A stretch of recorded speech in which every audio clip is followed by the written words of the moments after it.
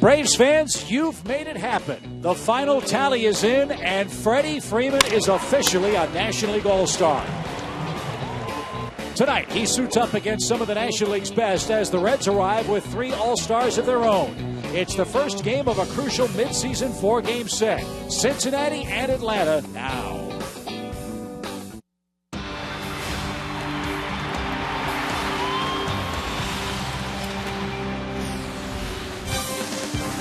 The people have spoken, and boy, did Braves country come through for Freddie Freeman. With over 19 million votes nationwide, the Braves first baseman is indeed a National League All-Star.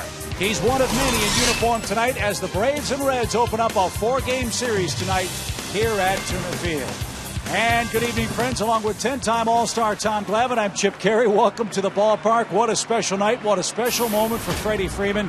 Tommy, you were an All-Star a lot of times, but you never forget your first, do you? No, that first one was special. I mean, it's that first time that you really allow yourself to put yourself in that category amongst the great players in the game. And it's there'll be a lot of things going on between now and then, and a lot of crazy things going on. My advice to Freddie is the same advice I got my first one. Go and enjoy it and try to do everything because you never know when you'll be back. And you know he's going to do that, but Freeman not the only All-Star in this series between the Braves and Reds. Yeah, we've got a bunch of them here, and we talked about the similarities of these two Cubs in the open. Well, they're similar in their All-Stars, too. They both have a closer going. They both have a first baseman going, and Brandon Phillips, the second baseman for the Reds, will be going as well. So we're going to see two good ball clubs and some really good players in this series. Should be a lot of fun over the next 4 games. Glad you're with us. And when we come back, Tom Hart will talk to the man of the hour. Fantastic Freddie Freeman. He's an All-Star, you know. And we'll continue from Atlanta right after this.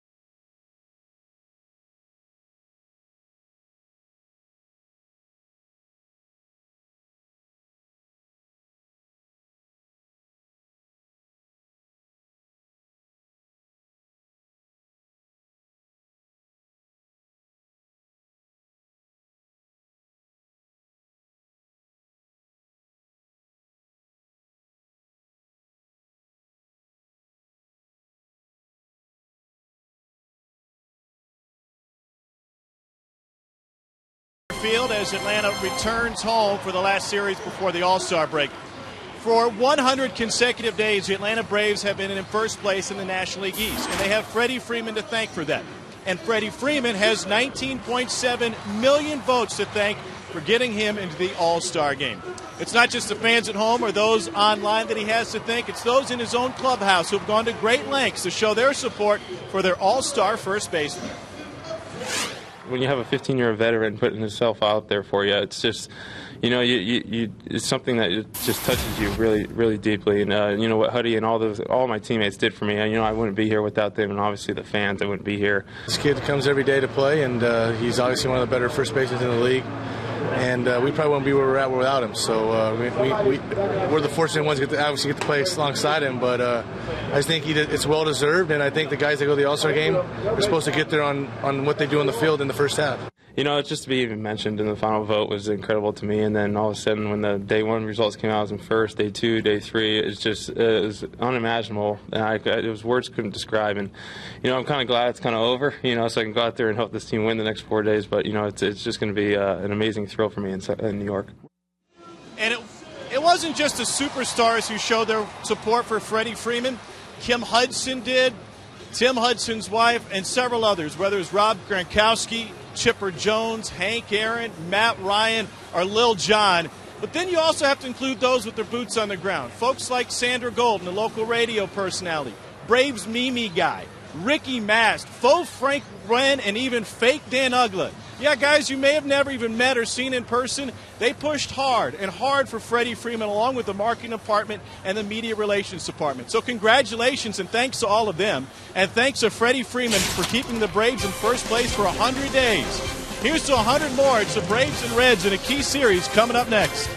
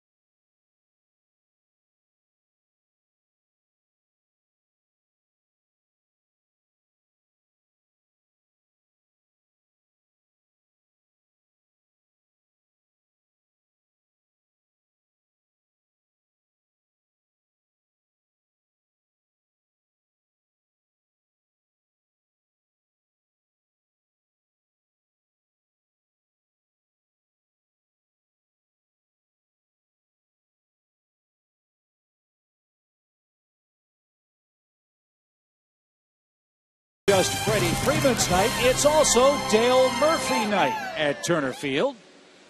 And the Braves legend and Hall of Famer got a pregame ride in a vintage convertible. Nice ride. Nice ride. Threw out the first pitch to All-Star Freddie Freeman. And of course, it's also Dale Murphy bobblehead doll night tonight. And Murph will be by a little bit later on to talk about this Braves club and this very special night here in Atlanta. The Reds are in town. The first of 4 games. Cincinnati comes in at 51-40, 5 games behind St. Louis in the National League Central. They have 2 All-Stars in their Toyota starting 9. But you got to be careful with Shin-Soo Choo. He's one of the best table setters in the game. He leads off and plays center. Votto and Phillips are 2 All-Stars with Jay Bruce, their thumper, in right. Todd Frazier, Chris Heisey in left. Devin Mesoraco's had some back problems. He's catching and hitting 8th. And And Matt Latos, a hard-throwing right-hander, goes to the mound. They'll be facing Braves right-hander Tim Hudson. 5-7 on the year. You see his last seven home starts, 3-0 with a 2.6 ERA. Been pitching very well here at home, so look for that trend to continue tonight. And his 4 keys to pitching success: start a new streak. Went 10 starts without winning. Got to win his last time out against Philadelphia, so he wants to see that go the other way, maybe win 10 in a row. And long memory. We talk about having a short memory in this game because things go wrong from time to time. In Huddy's case, have a long memory. Remember what you did that last outing in Philadelphia. Threw the ball really well. And for a pitcher who's, I don't want to say he's struggling, maybe struggling to get some wins, that's not exactly the place you want to go into looking to right the ship, but threw the ball very well in what is not a very pitcher-friendly ballpark. So remember what you did there. His defense behind him for Game 1 this evening. Standard alignment. Your starting 8 for Atlanta has been pretty consistent, Tommy, over the last couple of weeks. And the way the Braves have swung the bats of late, you can understand why Freddie's pretty much had a set lineup. Yeah, I mean, he's toyed around with it from time to time, but he certainly has settled in on this. And, I think a little bit with the absence of Jordan Schaefer now, it's, I don't want to say it's forced his hand, but maybe given him a little bit less flexibility than he's had. So, but not a difficult 8 to settle on, that's for sure. So Hudson's ready to go. So is Shin-Soo Choo, the Reds center fielder. This guy is having an amazing year for the Reds. They got him from the Indians in the offseason, and Choo has been terrific. 12 homers, 29 RBIs. His on-base percentage, .418.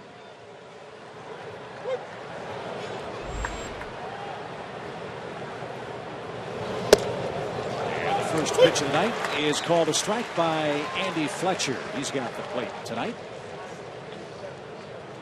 Comfortable night, 77 degrees at first pitch.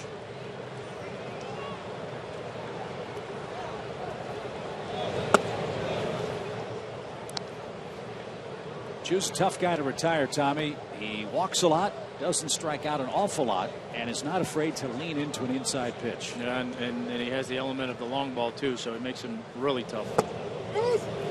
He couldn't check his swing and is behind 1 ball, 2 strikes. Yeah, I think when you look at a guy like this with all the walks that he has, his on-base percentage, and all the home runs, it certainly makes you think a little bit about Ricky Henderson. Not going to go there just yet, but he certainly is that type. He took a sharp slider inside. 2 balls, 2 strikes.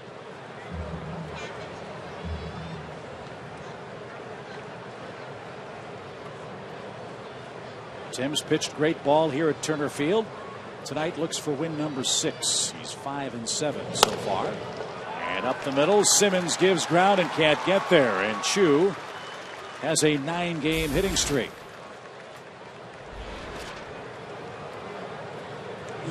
Tough out. Now he is. I mean, like we said, the home run element you have to worry about, but certainly not afraid to hit with 2 strikes, put the ball in play, and that's what makes him such a productive leadoff hitter, is he can hurt you a bunch of different ways. Zach Cozart is the Red shortstop. 33 RBIs and 7 home runs. But talking with the Reds folks from time to time this year, the number 2 hole's been problematic for Dusty Baker. Not an awful lot of contact there. That makes you wonder if, with a guy like Choo in front of him, if they'll go to the hit and run a little bit more, or a sacrifice bunt, trying to get him into scoring position for those big boppers coming up in the middle of the order. Choo's running. The pitch a ball. The throw to second is going to be late and backed up by Simmons, but under his glove. And Choo will take third on the errant throw to second. So Choo steals his 10th base of the year. And the count 1-1 to Cozart. He got a good jump.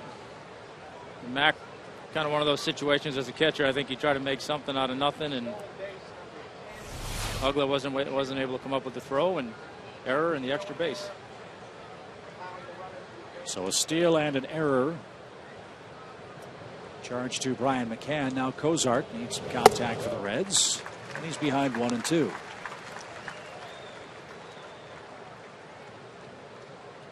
Bunch, you made a great point, Tommy, in the open about how similarly these teams play the game. They get lots of guys on base, lots of chances to score. But do they and will they make enough consistent contact? Yeah, No swing. I think that's been the, I guess the frustration with both of these ball clubs from time to time is the inability to do just that. You have, I mean, they're both scoring a lot of runs, hitting a lot of home runs overall, but there's a lot of those nights in between where you just have so many opportunities to score runs and you're not able to, and you end up not winning some of those ball games. There's an example. Cozart strikes out. Runner at third, one away for Joey Votto, and now you can pick your poison with Cincinnati's lineup. Yeah, good pitch right there by Huddy. That change up, down and in. A lot of times those hitters are geared when it's inside that it's going to be a fastball, so he fooled him with the movement and the change of speeds on that. So here's your dilemma, Tommy. Votto's arguably their best hitter, but Tim Hudson's held him down 1 for 10 at the plate. What, if anything, do you give Joey Votto? I don't think you play as much into that number on the personal battle as you do the situation on the field, and I think maybe you take a shot at him early here to see if you can get ahead in the count. If not, Huddy, being a ground ball pitcher, set up the ground ball double play.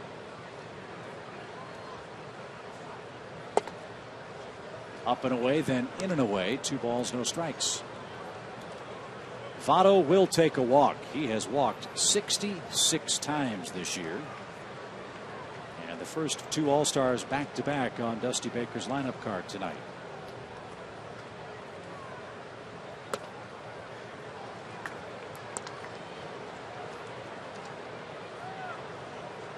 Brandon Phillips, it appears, will be the man of the hour for the Reds. Be interesting to see if they give him the green light if he's got anything close here. It wasn't, and on 4 pitches, Votto's aboard. That sets up the double play. And Brandon Phillips has hit 10 double play balls this year. That's the second most on the Cincinnati lineup card.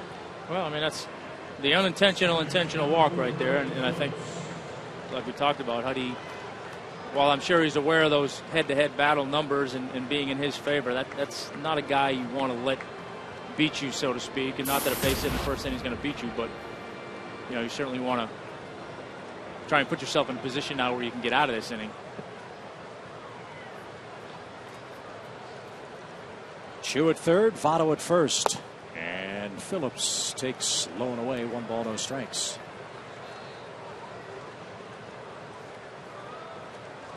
And you've got 2 guys here, and Brandon Phillips, who's struggled a little bit here lately, and Jay Bruce on deck, who strikes out a lot. I think you got to take your chances trying to get 2 outs with these 2 guys. Let's hope it's not a happy homecoming for the former star at Redan High School. Brandon Phillips lives in Stone Mountain. Was drafted by the Expos way back in 1999. And while in high school, Phillips had scholarships to play football and baseball at Georgia.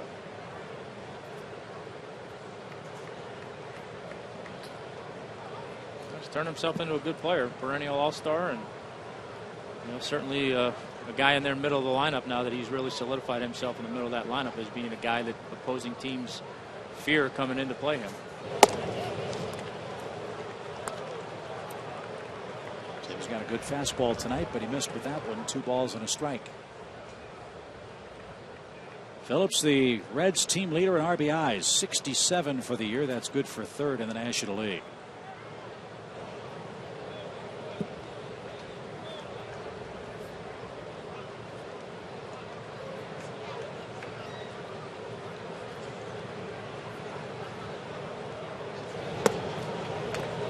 Tim wanted that pitch, didn't get it. 3 balls and a strike.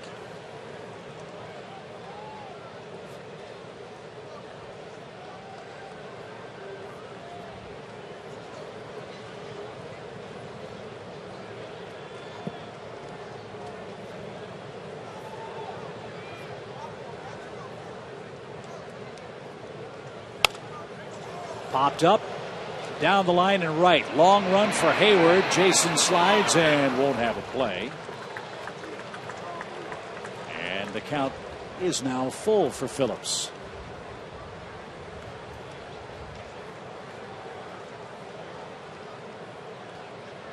Another Red that's had trouble hitting Tim. And I'll guarantee you, Tim knew that as well, so that's why he wasn't too concerned about pitching around Votto a little bit.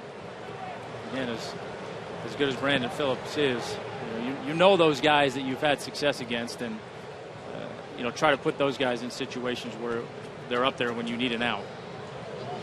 Runner goes, line drive right. Hayward's coming on, diving try, can't get it. A run is in, and the Reds have him first and third. Phillips drives in the first run of the game with a sinking shot into right field. It's 1-0 Reds.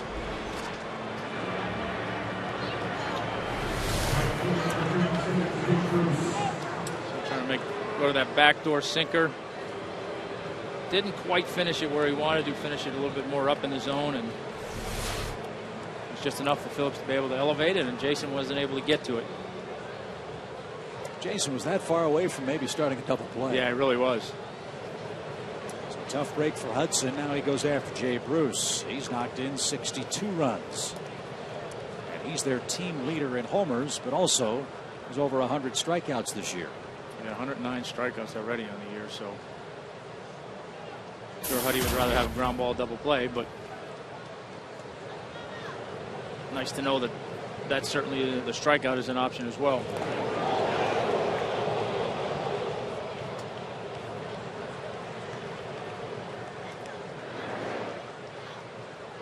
Might have had him if Freddie was able to hold on to that.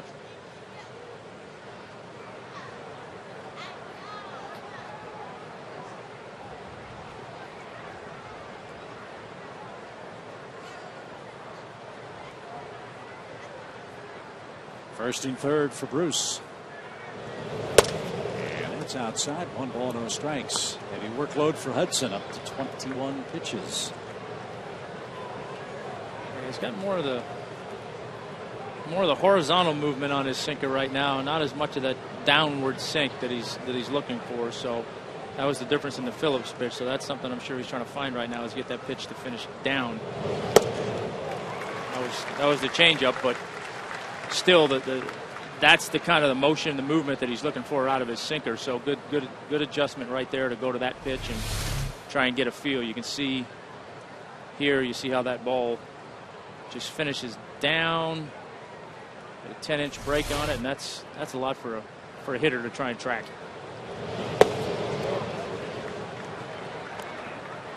Two balls and a strike.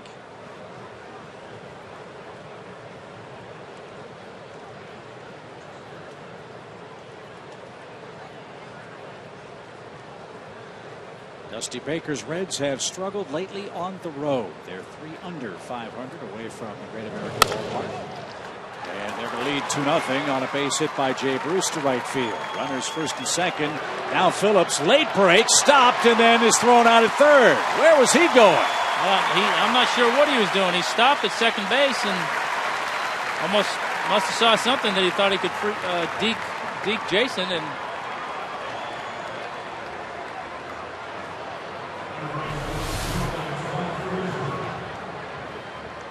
waited for the ball to get through and kind of hesitated coming around second. I don't know, with the hesitation, I'm not sure what he saw that made him think he should test Jason's arm, but Braves are glad he did. And you saw Chris Spire, right as Phillips got to second base, he had the hand up saying stop. That's a big second out, as the Reds really helped Tim Hudson. Runner at first now for Todd Frazier.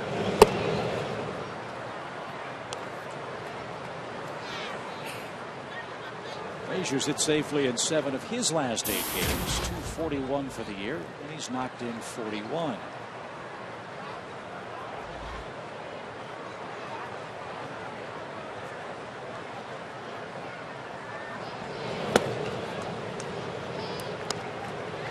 McMahon's a pretty good third baseman too. Yeah, he is. I mean, Cincinnati's they've got a good nucleus, a good core of players that they've they've built around, and you know they're a team I think that's going to make some noise and make a run before things are all said and done here in the Central. Keeping with our All-Star Award for Freddie Freeman, has to mean a lot to Todd Frazier that last year the Players' Choice Awards, voted on by his peers in the big leagues, thought he was the outstanding rookie in the National League last year. Yeah, those, I mean, all those individual awards are nice, but the ones that get voted on by the players, I think those mean a little bit more.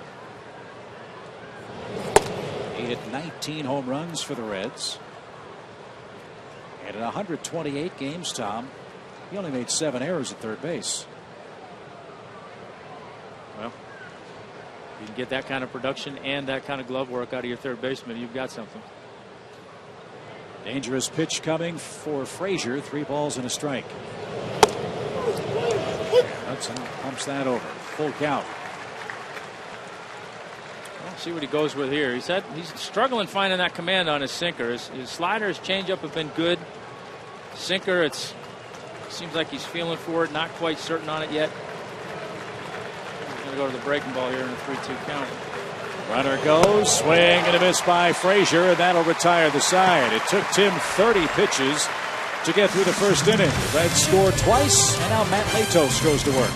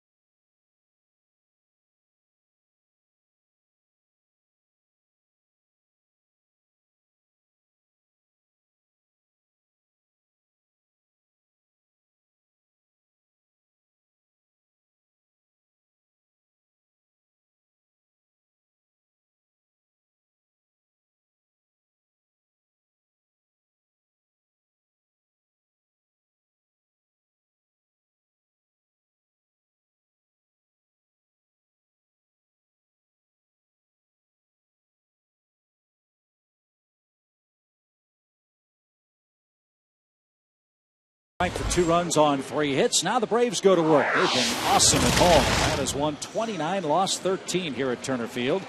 And they'll have to come back against Matt Latos with what's been a set starting lineup. And look at that in the middle.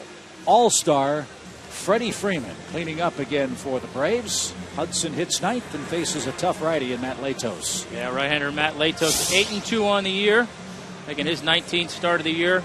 And don't be fooled by that 8-2 record. Could be a whole lot better than that. His 4 keys to success.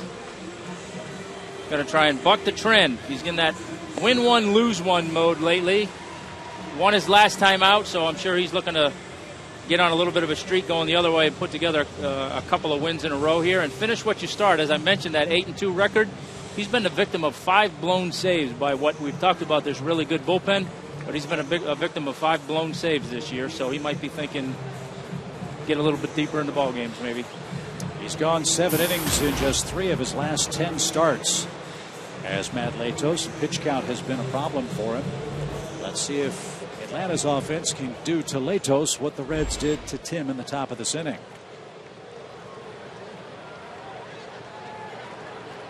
Andrelton Simmons at 245, 7 homers, 29 knocked in.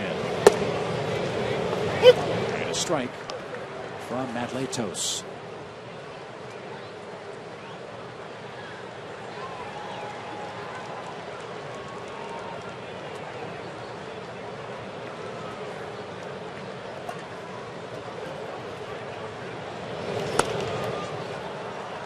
quickly, 0-2.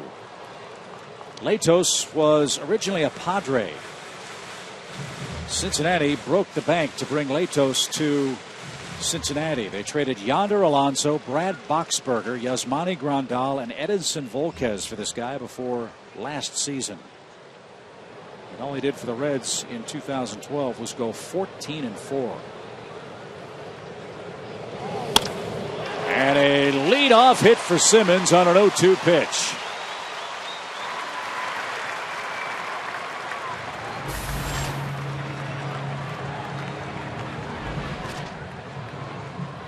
He's predominantly a fastball slider guy, occasional changeup. But regardless of what you're doing, you got to make a better 0-2 pitch than this. Trying to go up and in and throw it right down Broadway, and that's a good pitch in any count, especially 0-2 for the hitter. So Jason Hayward bats. His last 30-35 games for the Braves have been awesome. His average rapidly climbing. It's a 225 now. Ground ball right side. Phillips gloves. He'll have only one play, and it's a good one to first. Hayward makes it out, but it's a productive one. Simmons at second for Justin Upton.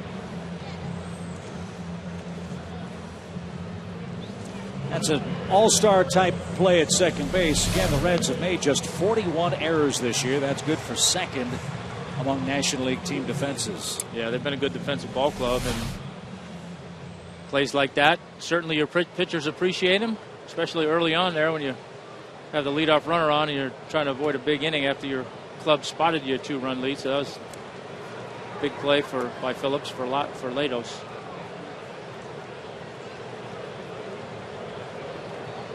Justin had 8 hits on the just completed road trip to Philly and Miami. 3 lifetime hits against Latos, one of those a home run.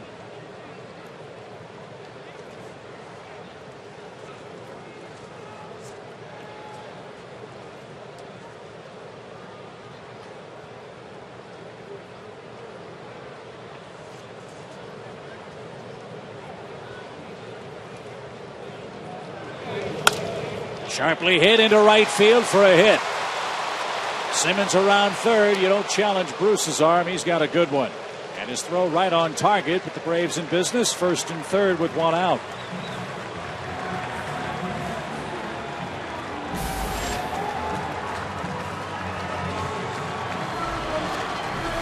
Now, we talk about it all the time. It's nice to see these guys going the other way. And, it's not always the pitch away that you go away with. That pitch was a little bit more middle in, but Justin didn't try to do too much with it. Nice line drive base hit to right field, and now Freddie Freeman gets his just desserts here from the home crowd.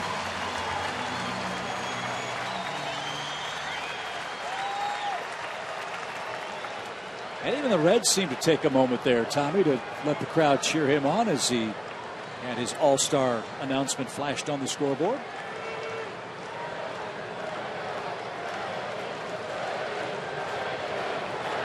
First and third with 1 out. 2-0 Reds. We're in the first inning. High fly right center field on the first pitch. That's going to get down. Here comes Simmons. Here comes Upton around third. There'll be no throw. We're tied at 2.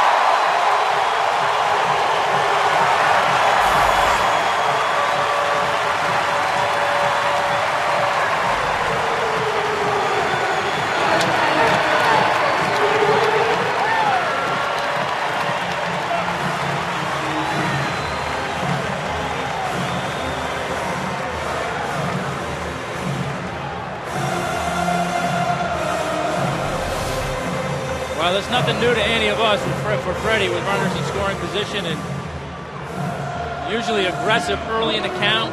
Looking fastball there, got a pitch at the drive and drove it into the gap, and has just done there what we who have come to watch him all year long have gotten to know and gotten to love and appreciate. He's had a great year and just continues to shine in those situations with runners in scoring position.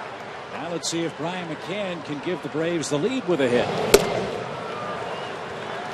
And he too, Tommy, is starting to feel his oats at the plate. Yeah, he's been swinging the bat real well. And 294 on the year with 10 home runs now. And I talked to him, I think, last homestand, and he said he was starting to feel it coming a little bit, and I think that's been the case.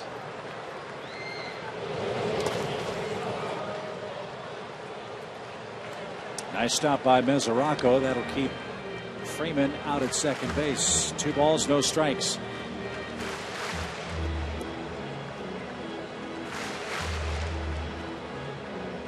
Latos thrown 9 pitches. He's given up 2 runs on 3 hits with those 9 tosses so far.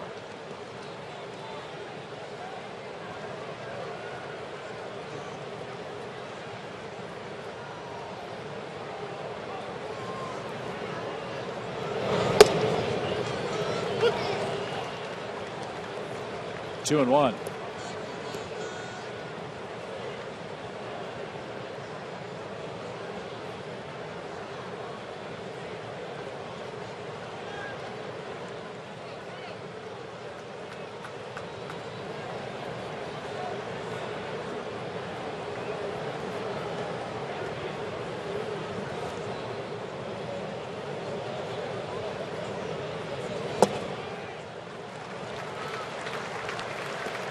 And Uglo waits on deck.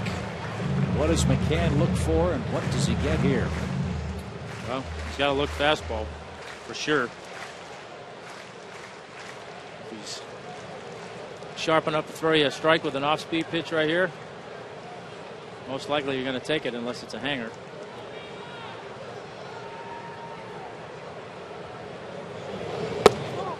And he missed outside. A walk to McCann. And here's Ugla.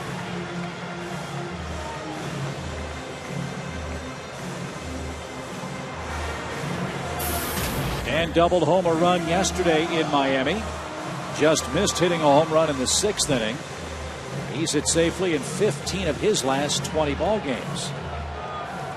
Now up to 40 RBIs.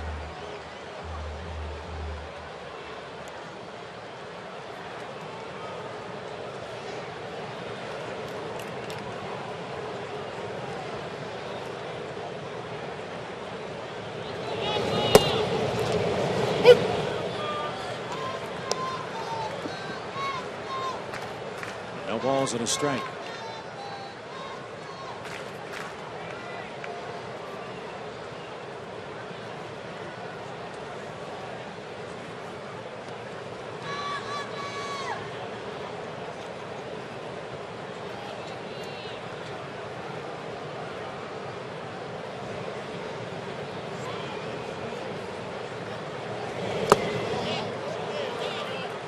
No swing. 1 ball, 1 strike for Ugla.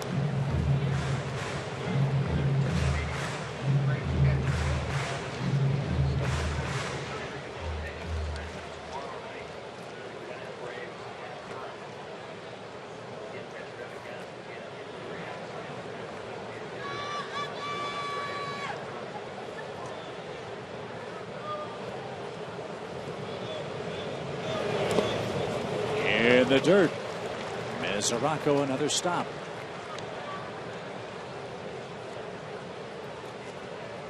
I think you can see here, see with Latos, similar to Hudson, he's struggling a little bit with his consistency on his command with his fastball. And boy, when that's the case, hitters hone in on that, and they're going to really make you throw if they're going to throw an off-speed pitch, they're going to really make you throw it to where, like I said, you hang it and they can do something with it. If not, they're just going to continue to wait you out and wait for you to make a mistake with that fastball. Popped up. Foul ground, twisting over near the Braves on Mesoraco. And the catch made by Joey Votto, the first baseman, in foul ground. And that is out number 2.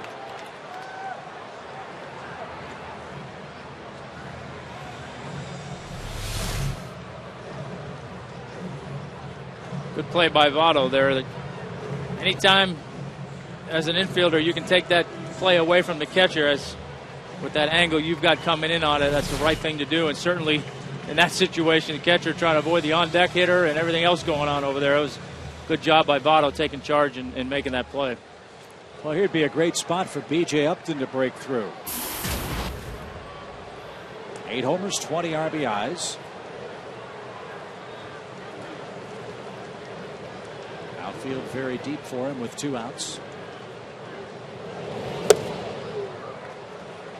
And unbelievably, Tom, B.J. Upton this year is 1 for 37 with 2 outs and runners in scoring position. Yeah, I mean, that's beyond hard to believe. That's certainly not something you would have expected before the season started. If somebody had told you, hey, that was going to be the case, you'd think they were crazy. But you know what? He's been swinging the bat better, and I think, you know, looking for a big second half and start it right here. That was the case last year. 21 home runs for Tampa Bay after the All-Star break. Well, I mean, it's no secret, obviously. He wants to get things going and get back on track, and, you know, hopefully not thinking in terms of having the monster second half he had last year, but just to have a good one. And that's going to go a long way towards the Braves continuing to be in first place and hopefully making a long run into the postseason. Latos ahead now, 1 ball, 2 strikes. It's just so hard when you're a player that struggled a little bit to fight that mentality that you want to get it all back right away. I mean, obviously you can't do that so much in baseball, but you can still put yourself in situations where you're trying to do too much in a given night or a given span of games instead of just doing what you have to do, which is grind it out night in and night out. And Upton couldn't stop himself. Ball lost at the plate. Mesoraco makes the peg, and it hits Upton in the back. He was in the baseline, and the inning stays alive for Chris Johnson. How about that?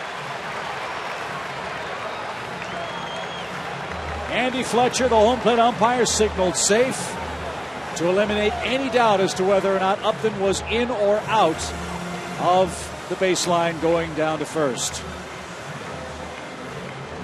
Well, you never want to give a team extra outs in this league, and that's certainly one right there. Good pitch, good block. Then he just couldn't find it. And once he did, he didn't give himself enough time to clear the base path and hit BJ right in the back. So extra out, Braves will take it. And they couldn't have a better hitter coming up, maybe, other than maybe Freddie Freeman with 2 outs and runners in scoring position. But Chris Johnson's been as hot as anybody. An 11-game hitting streak.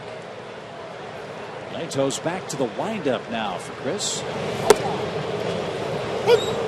And Tommy, for this man to hit .335 with 6 homers and 30 RBIs, hitting 8 is amazing. Well, it really is. I mean, it's not an easy spot in the lineup to hit for a whole host of reasons, but he's the Braves have kind of have settled on him hitting there, and he seems to have embraced it and certainly doing great in that spot.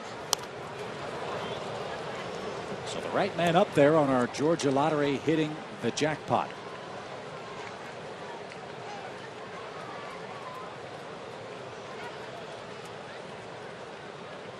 The reason he's getting all these good pitches is sure all the athletes that hit behind him, right? Well, that's part of it, yes. Got to have some protection in the lineup. No balls, 2 strikes. And wasted high. It's 1-2. No, that's the pitch I bet he had the opportunity to do over again with Andrelton leading the inning off. See Chris Johnson career with the bases loaded. Couple grand slams. Sure, he'd settle for a double right here. That'd be all right.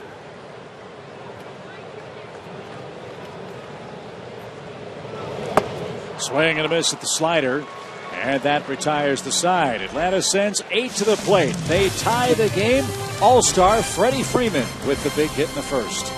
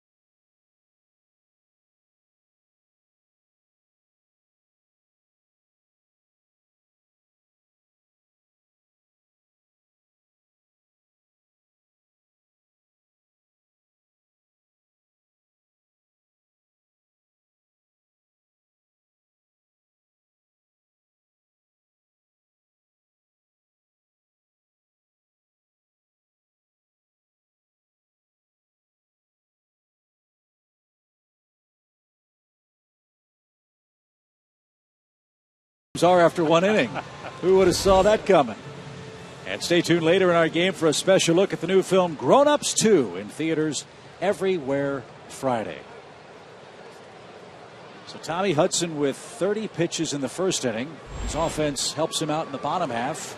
His mindset for inning number 2 now. Mindset is you got a clean slate, start over.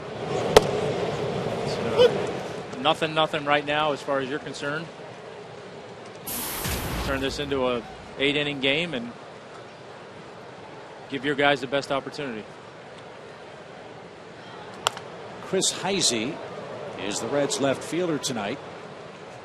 And you see the protective elbow guard. He was hit by a pitch on Tuesday, and that's really been bothering him, that left elbow. Heisey also was on the disabled list for almost 2 months with a bad hamstring, so his number's a lot lower than the Reds had projected. And his 95th at bat in 2013. He was swinging it pretty good when he came off the disabled list. So the last thing you want to have happen is another injury you got to contend with.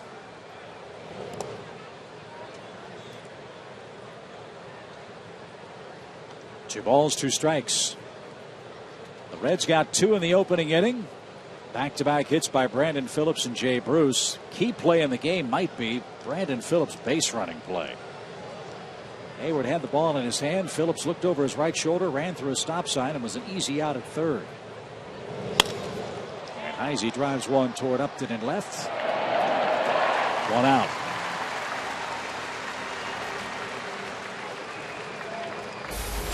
Here's Mesoraco, the Reds' catcher. Back spasms have been problematic for him the last week or so. Not only that, they had to put Ryan Hannigan, their other catcher, on the disabled list with a bad hand. So Corky Miller, the former Brave, back up in the big league clubhouse with Cincinnati tonight. Hannigan has been doing a good job handling the staff. Good job throwing guys out on the base pass. So that'll be a tough one for them to try and weather the storm with. But good for Corky. Nice to see him up here.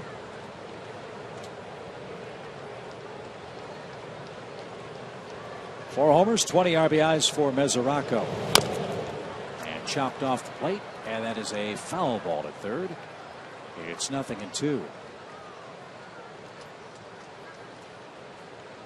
Mesoraco's still a kid. He just turned 25 back on June 19th. He's out of Punxsutawney, Pennsylvania.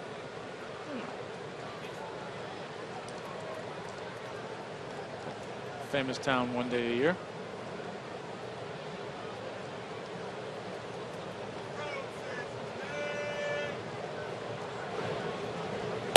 Way outside, 1 ball, 2 strikes. Everybody knows that's where the groundhog's from, right? Right, yeah. Punxsutawney Phil? Right, every February 2nd.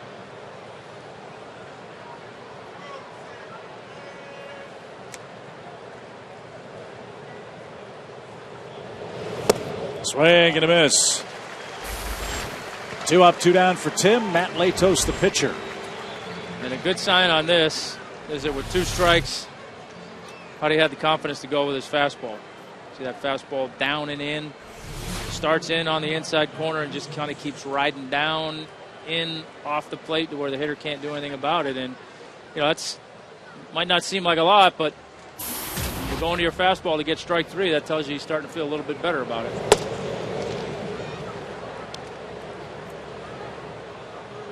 One ball, no strikes to Matt Latos. He's got 6 hits this year. He's knocked in 4 runs. And Tim had him fooled for an even count.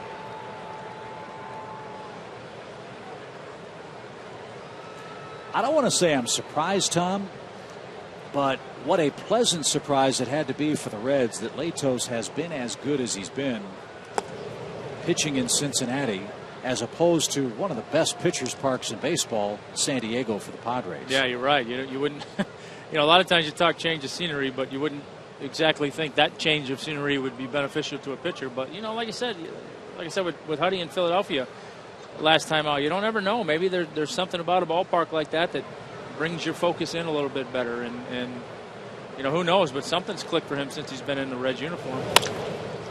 And he hits the ball sharply out to Simmons. Anderton makes the peg. And a 13-pitch rebound for Tim Hudson. 3 up, 3 down, 2-2 to score.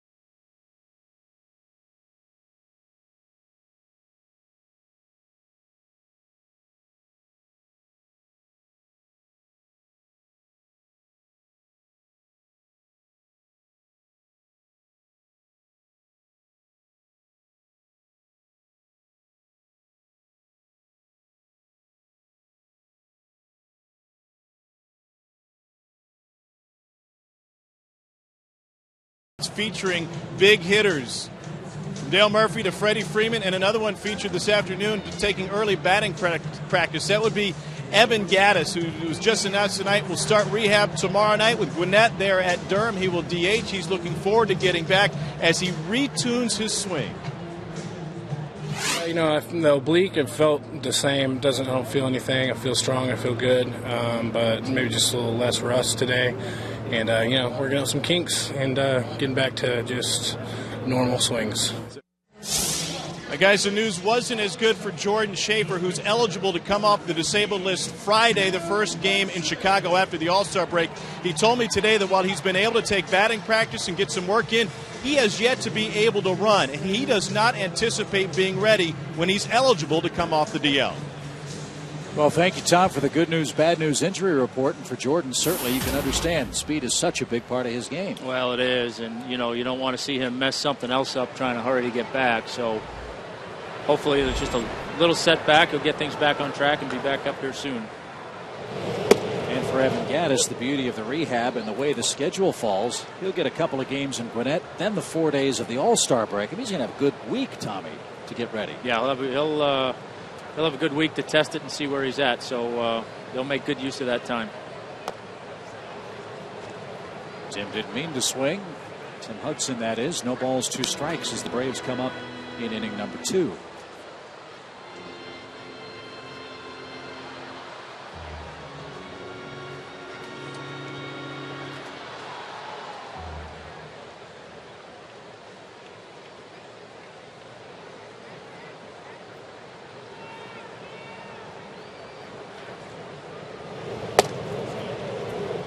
Just off the plate. Latos thought that was strike 3. I think my partner did too. Well, you know, Huddy's got a good command of the strike zone. He got the benefit of that call. Huh. And a line drive foul out of play. 1 ball, 2 strikes. Big crowd tonight in Atlanta. Great to see on Dale Murphy night. Folks proudly wearing their 1980s version baby blue Braves jerseys. And that popped out of the glove of Mesoraco. That's a tough break for Latos. Another swing for Hudson.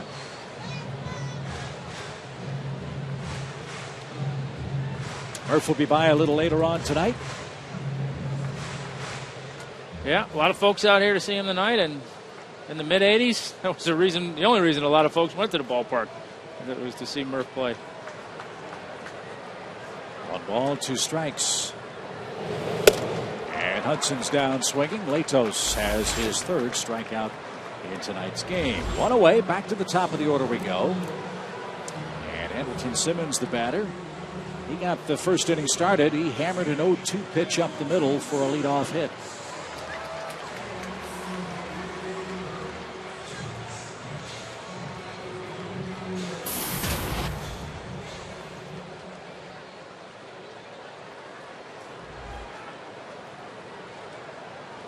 So let's see the cat and mouse game between batter and pitcher the second time through the order now.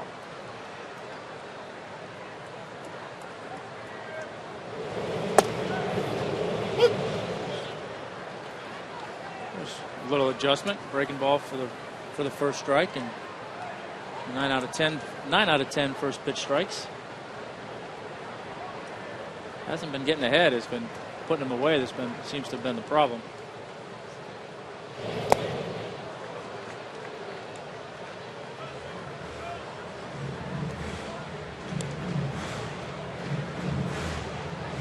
Now the real cat and mouse game. 0-2, first at bat. Tried to go up and in and hung him a fastball. See if he's going to think, hey, I wanted to do this last time. Let me do what I wanted to do last time, or if he's going to steer clear of it. Looks like he's going to go in there. Oh, up and in. That's the over adjustment. 0-2, first time I threw it down the middle. This time if I miss, I'm missing in, and he did.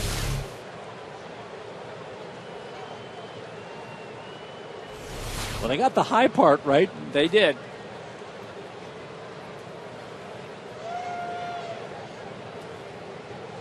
One ball, 2 strikes. And Simmons spoils another good pitch. He's had a good breaking ball, has Latos. Yeah, he does. I like his slider. It's got late action. It's firm going down. See this one here. Starts middle away. 10-inch vertical breakdown. Inch horizontal, so you can get a sense for why it's so hard for guys to track that pitch, especially when it's down. When it's up, you're going to lose a lot of that break, but when it's down, it's tough to track it.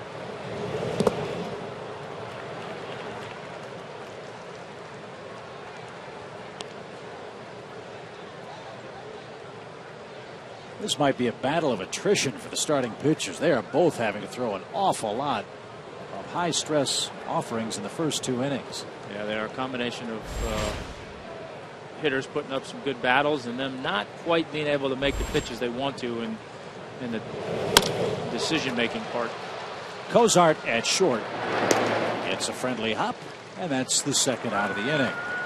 Grab the Braves steal of the game tonight. Only the first 10 people to buy a minimum of 2 second-half season tickets starting at $158 a seat will receive a Dale Murphy signed bat.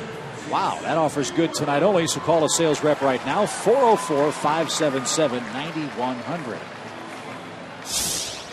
And I think we have a bat in the booth tonight, right? Do we? That Dale is going to sign on camera when he's with us later on.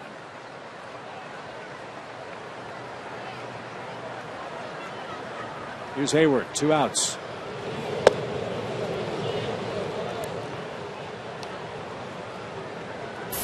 Jason had a hit taken away by Phillips at second his first time up.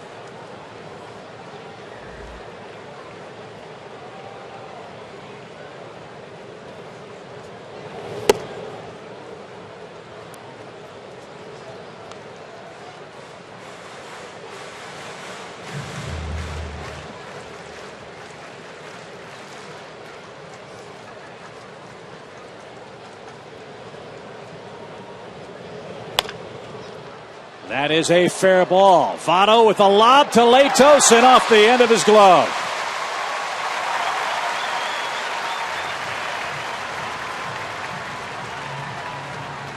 Votto knew how fast Hayward was. Tommy, I'm guessing that's the only chance he felt he had. Yeah, he, tough play for him, going away from the base, having to turn and throw back. And I agree with you. I think he knew Jason's speed. He knew he didn't have much time to set and make a throw, and kind of a do-or-die play. It's not easy to overthrow a man that tall, but threw it a little bit high, and it was all Jason needed to beat it out. We'll wait and see what the scoring is. I think it ought to be a hit. I agree. And it gives Upton a chance with 2 outs. Wow, an error?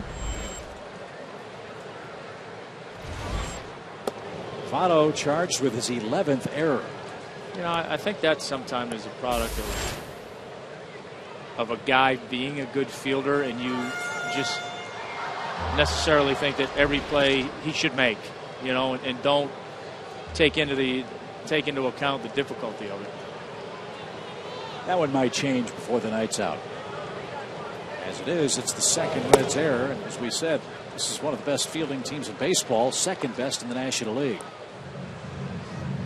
Well, he's committed 11 for Dusty Baker at first base. Yeah, that does seem hard to believe.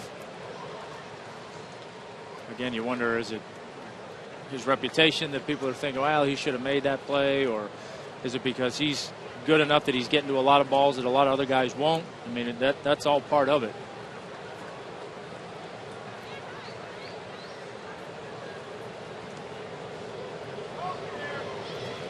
Good hitter's count for Justin Upton. And he yanks one toward third. Frazier, long throw from third. Votto came off the bag. Hayward to third. Nobody's there. And backed up at short by Cozart. And let's see if Hayward's all right. He hit the bag very awkwardly, and he's down on his left hip.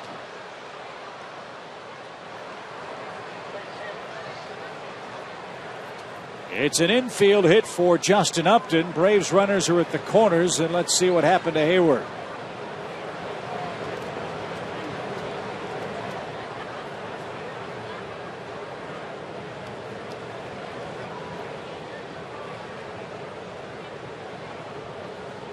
Well, when he got to the bag and was laying on the ground, it looked like he was holding his hamstring or... Yeah, I mean, sometimes you get caught in between there. Maybe you slide a little bit late and you hit the bag hard, but that wasn't the case there. It looked like he was pulled up just a little bit right before he got ready to start his slide. And he is walking toward the dugout. Doesn't look like Hayward's going to be able to continue.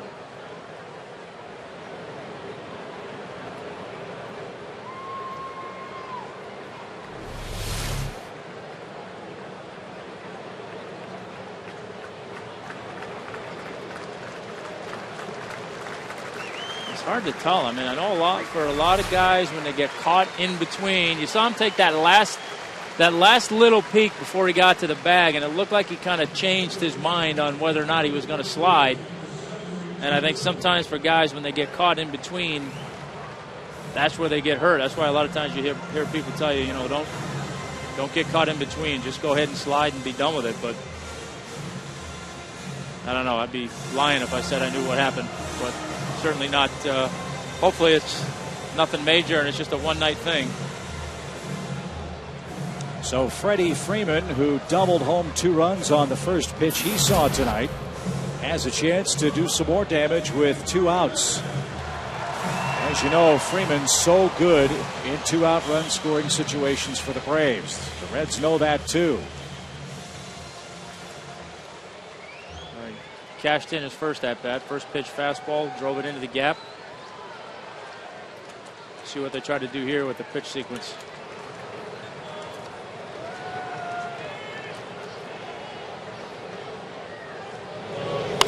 Breaking ball, skied toward left.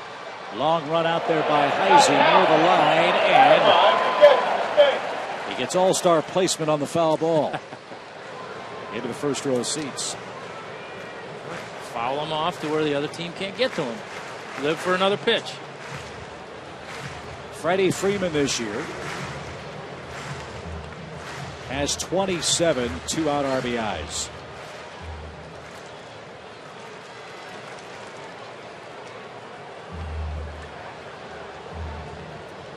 He's down a strike.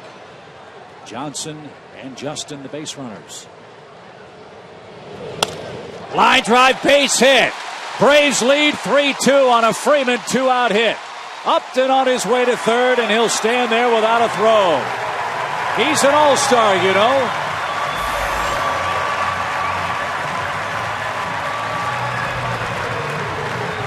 Yes, he is. He's an all-star, and he's saying, here's why I'm an all-star. Continues to be clutch for the Braves, and again, the numbers with 2 outs and runners in scoring position are just unbelievable. And that fastball down and away, and just that picture-perfect Freddie Freeman swing, and another 2-out base hit with runners in scoring position. So let's keep the line moving with Brian McCann, first and third with 2 outs. And a strike. What we talked about with Latos, Tommy, appearing again. Lots of pitches, lots of hits, lots of base runners, and the innings don't really add up for him. He's not gone past 6 very often lately. Now, when you're at 50 pitches in the second inning, you're not going to get deep into the game unless you figure something out and get some quick outs. But that doesn't seem to have been the case for him here lately. He's had a lot of games where he's had high pitch counts and, like you say, 6 or 7 innings.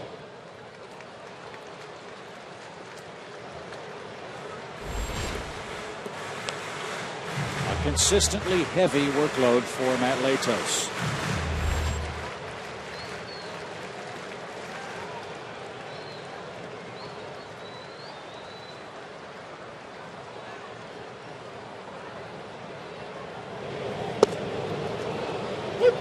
Took a little off the breaking ball, and it was a beauty. 2-2. Yeah, heading the count. Got to look fastball, and he throws you that breaking ball for a strike. A good one, you take it, and 2 strikes. Now you're probably still looking fastball, but you're going to fight off that breaking ball.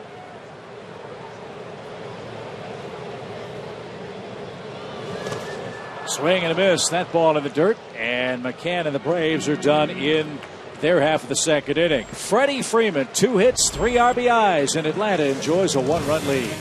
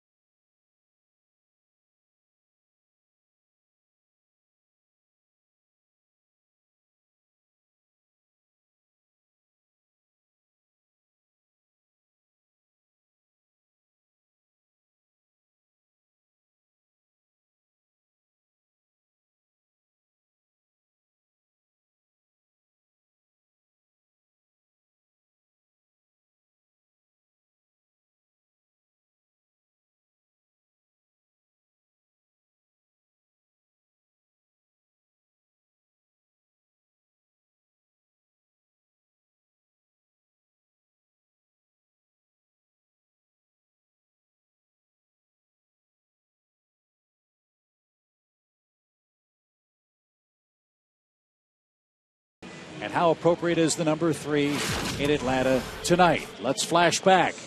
Dale Murphy. Look at the youthful Dale Murphy. Back-to-back MVP awards, and Tommy, the face of this Atlanta Braves franchise when Joe Torre was the skipper across the street. Yeah, he really was. He had a couple of outstanding years there, a couple of MVPs and all-star games, and really, like I said earlier, mid to late 80s, the only reason a lot of people came to the ballpark, and you see what he did there as a Braves outfielder from 1976 to 1990. Couple-time MVP and 7-time All-Star. And Elizabeth, you have a little bit more on Murph? Tom, thank you. Well, the first 20,000 fans got this bobblehead, Dale Murphy bobblehead, and it looks just like him. You mentioned some of his numbers, the 7-time All-Star back-to-back MVP. He's absolutely incredible. That pre-ceremony before the game, celebrating Dale Murphy and everything he means to the Braves. I went out to the fan plaza to see all the Dale Murphy fans, and I talked to those ladies that had the T-shirts that spelled out Murph. They said they wouldn't miss this for the world. Well, we are so fortunate, Elizabeth, to have Dale Murphy so active in this organization. Greg McMichael's done such a wonderful job, Tommy, with the Braves alumni. Dale, one of our colleagues, he'll be working with us this weekend. And for the life of me, I cannot understand why Dale Murphy is not in Cooperstown. Well, you know, it's a good argument. I mean, you know, it's like we've talked about so many times. I'll finish my thought after the pitch.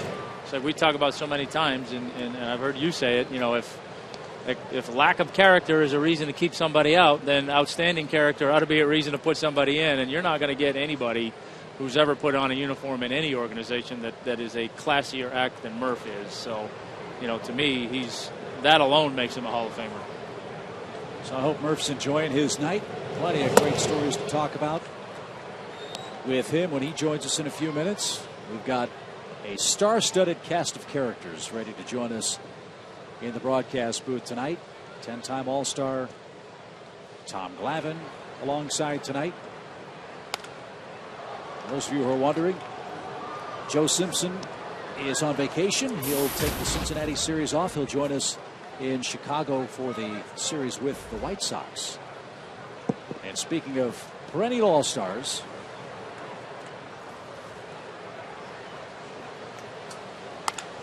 as Chu lines one over short into left center field.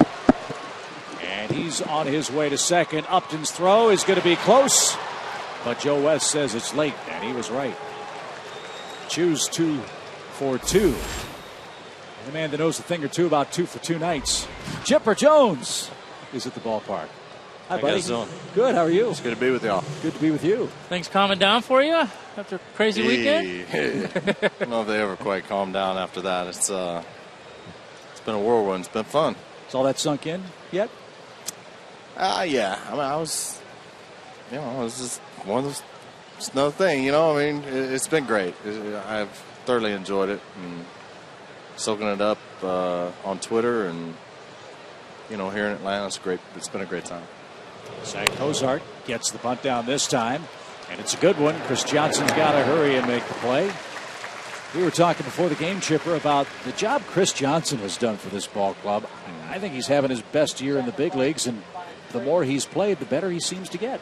Yeah, you know, I honestly thought coming into spring training that he would win that third base job just because, you know, he goes out and gives you a chance offensively, you know, and he's I would put him in the same realm as I was defensively, you know, not going to knock your socks off, but he'll make the routine play, and as you just saw, he's pretty adept with a bare hand. But I'm proud of him. Former Stetson University grad, played for my dad down there at Stetson, so I'm happy for him. He did something to his arm on that throw. Something's not feeling right. Let's see if they pitch carefully to Votto in the third, just like they did in the first.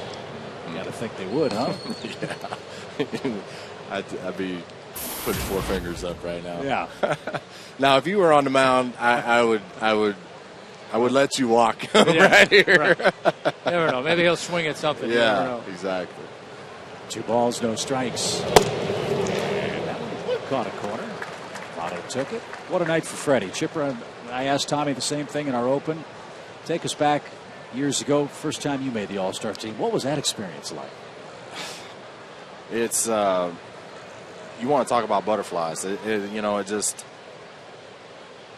It's really a coronation. You know, I mean, he's gone from, you know, being a guy that's been a pretty good player, you know, through his first couple years, and now he's got the label of an all-star. And quite frankly, it's well deserved. I mean, he's carried this ball club offensively, gotten the big 2-out hits, driven in the big runs all year. And I think of any of the position players, he by far deserves to be there. Of course, Fox will have the All-Star game up at Citi Field in New York. That's the home of the Mets. I want to applaud Braves country, too. Yeah, wasn't that something? They really got on the ball. You know, they just needed a little urging, and, man, they showed up in force. It was great to see. Votto with a fly ball to center. There's the catch. Chu the tag. The throw to the plate. Close. But the ball dropped. It's sac fly for Votto. And he drives home the tying run to make it a 3-3 game. 2 outs here in the third now. Did you see the final voting number for Freddie Freeman? I heard 19 million. 19.7. That's million people. Well, you think the leading vote getter for the All-Star game got like 9 million, 9.5 million, something like that, and he more than doubled that. That just goes to show you he's popular beyond what is shown on it an everyday basis, and I think people really pull for a guy like Freddie because he's a blue-collar kind of guy, and those kind of guys are the guys you want on your baseball team. But the bigger question is, does he have 19.7 million hugs in him? Well, he's a pretty friendly guy. He'll be too tired to hit if he does that. So, good point. No balls and a strike for Phillips. Braves did pitch to Votto, and he made contact to tie the game. Much of the stuff with Freeman, though, fellas, was somewhat controversial. And really, I'd love your perspective on what you think the All-Star game is and what the All-Star game should be. As we know, like it or not, Major League Baseball says that the winner of the All-Star game gets home field advantage for the World Series. So should it be a meaningful game where you take the best 30 players, or should it be an exhibition without the importance attached to it? We need more than this half inning. Well, we've got 5 innings, 6 innings left. Yeah, we could probably cover this whole thing. Wait a minute, 0-2 pitch. I don't know if I'm going to be able to stay here that long. Yeah. No, I mean, I think at its heart, it's an exhibition game, and that's why I think for me personally, it's hard to accept the winner gets home field advantage thing, because to me that doesn't. Having played in those games, that doesn't add to how the game is played. It's still played realistically. Nobody wants to go out there and get embarrassed. So, right. I mean, ground ball to short. I guess we'll finish that next inning, or you bet. We got another half inning for Chipper to sit silently while you explain. 3-3 scores. We head to the bottom of the third inning.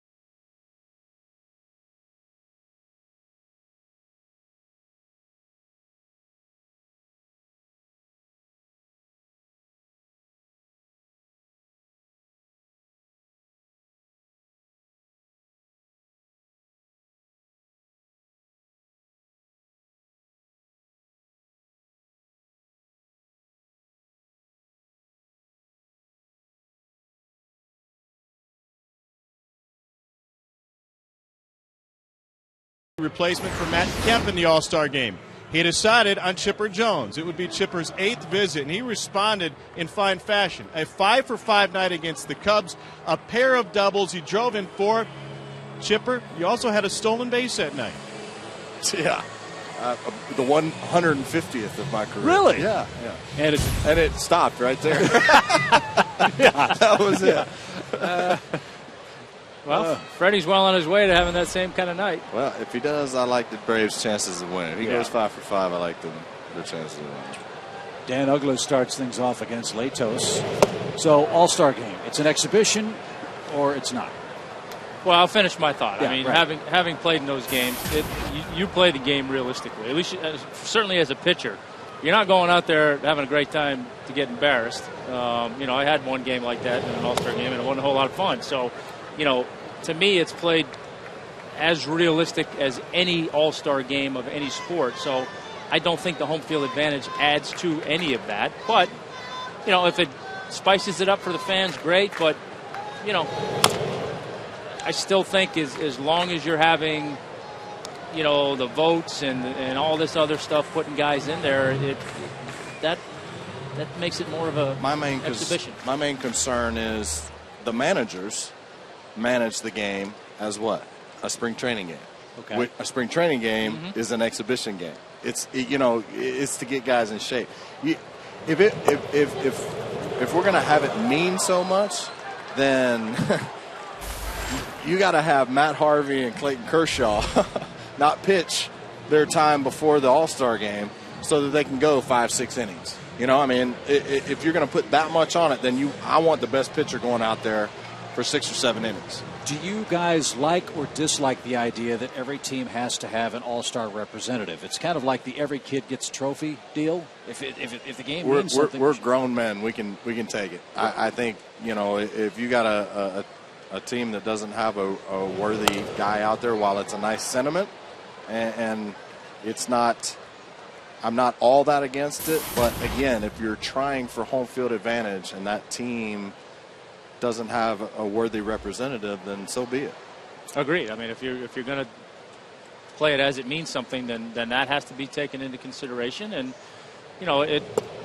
it's still, everybody goes to the All-Star game and they want to do well and they want to win the game, especially the managers. But I would be hard-pressed to believe that the manager's top priority when he goes there is to win the game and not try to, A, make it a great experience for everybody, and B, get everybody in the game if he can. Right? So... I went to 8 All-Star games, and I got 3 at-bats in an All-Star game one time. How many innings? What's the most innings you pitched in an All-Star game? I think 2. I went to a couple that I never pitched. 2. This is a 300-game winner. Right. You pitched 2 innings. All right? So, the manager is playing it like an exhibition game. It should be treated like an exhibition game. And they're in a no-win situation because obviously they want to win the game. And if you don't play the guy from New York or the guy from L.A., he hears about it the next day, and I'm with you guys. There are 2 things at cross purposes that don't seem to fit together. I don't know how you fix it. As B.J. Upton, and he's out number 2. The commissioner got painted into a corner a few years back. Yeah, right. And this is the result of that. And look, Fox is doing the All-Star game. They want it to be entertaining. They want there to be a hook for more people to watch. I get that too. The pressure is on some of the All-Star captains because last year I had to come out with a pregame talk that really stirred the troops, and got them kind of fired up. I think we scored 5 in the first off Verlander. I take full credit for that too, by the way. As you should. Yeah. Here's your guy, Chris Johnson. He's going to ground to third, and that's going to tie the side. Chipper, always great to see you, man. Enjoy Thanks it, for guys. stopping by. Yep. It's a special night. I'm going to go hydrate. You guys be good. That's very important, as we know. All right. 3-3 game.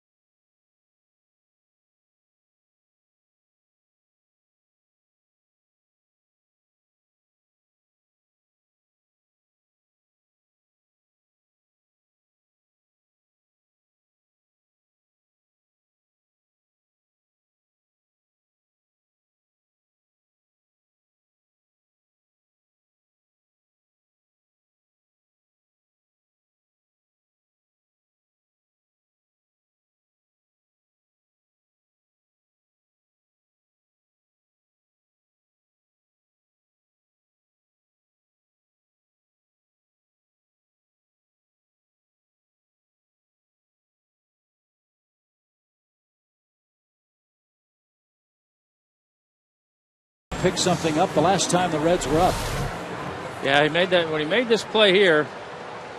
Something didn't feel right. Now, could have had a spasm or something, but then on this at bat, kind of same thing. You see the swing there and the grimace, and he just kind of favored that right shoulder running down the line. So we'll keep an eye on that as Jay Bruce skies out to left on the first pitch in the Cincinnati fourth. Third base has been such a good spot for the Braves all year, but they've already lost Ramiro Pena to shoulder surgery. He made a diving stop and hurt himself. He's done for the year. Can ill afford to have any long-term problems with Chris. One up, one down for Todd Frazier. He's the Reds' third baseman.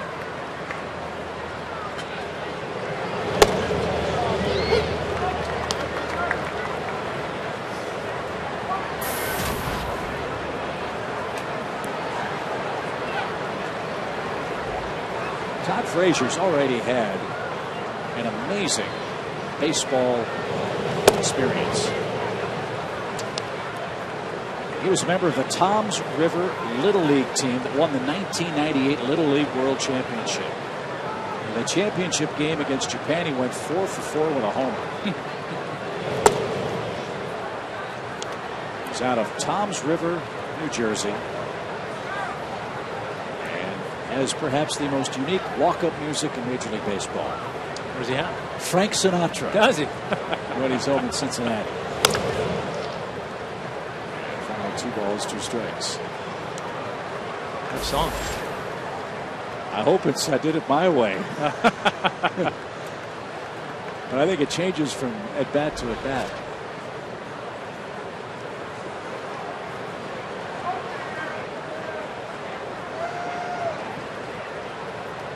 Two balls, 2 strikes. Game tied 3-3. We're in the fourth. Braves and Reds first of 4 this weekend in Atlanta. And a fly ball center. Upton charging and knocks it down with a glove. Frazier has a blue pit and is aboard with 1 out. Fans, time for our Georgia Power Energy Tip number 9. Georgia Power customers can receive a $50 rebate with the purchase of any Energy Star certified clothes washer. That's Georgia Power Energy Tip number 9.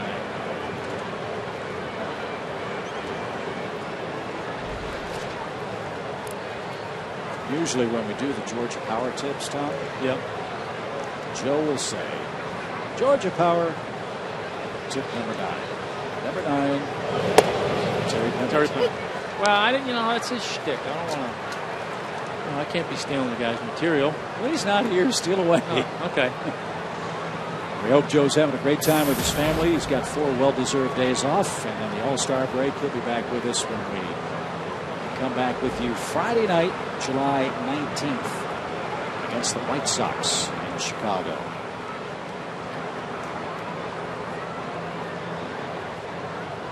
Come Fly With Me and Fly Me to the Moon are Frank Sinatra songs. Our audience awaits your rendition if you're so inclined. No. All right. No. That's sir. I have some talents. Musical is not part of it.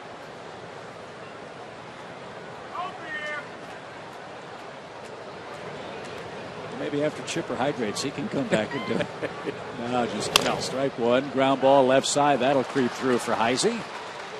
And back-to-back singles for the Reds have him first and second with 1 out, and Mesoraco's coming up. Well, Huddy got the ground ball, but it's like we've talked about before. You're a producer, not a director. You can't make it go where you want, but a lot of times you'll get that ground ball you're looking for, but with that location over the heart of the plate like it was, those ones tend to find the hole a little bit more than that one that he was trying to throw, which would have finished in out of the strike zone and been a swing and a miss or maybe a foul ball somewhere. Well, a double play ball would be welcome here. Mesoraco's the catcher. He's struck out in the Cincinnati second, and he has a big swing and a miss. Keep you up to date on the Phillies and the Nationals. They're playing at Citizens Bank Park. That's Jordan Zimmerman for Washington. Nationals have won his last 7 starts in a row and 15 of his last 18. Throwing the ball well. He is some kind of good. Ground ball. Johnson will step on the bag. Let's see the arm. And the throw a little off target, but Freeman with the stretch makes the play.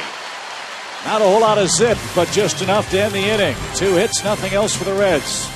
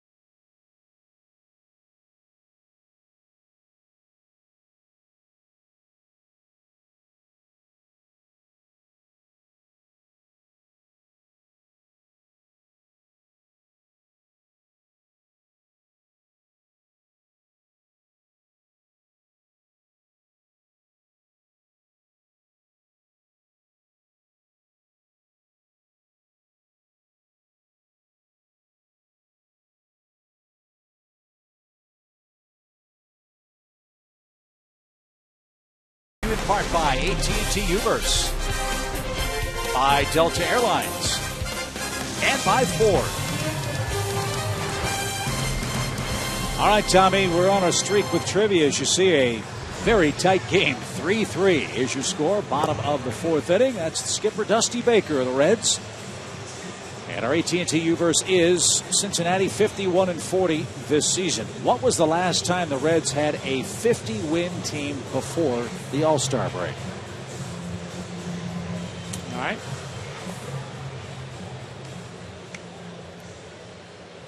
Well, last year, the Reds were 97-65. Well, it's a good chance they were close last year. That might be the quick, easy answer. Last year. Seems a little too easy, though.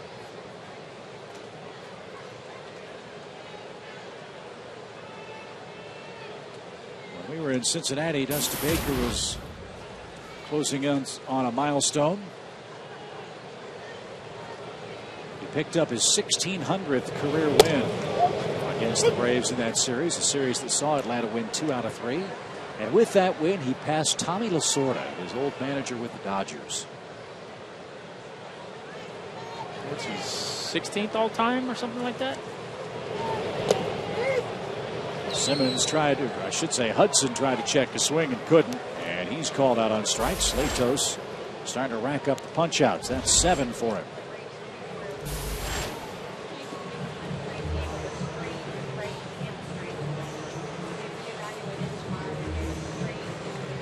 And we got word from the Braves training room about Jason Hayward. He left on that slide at third base with a strained right hamstring.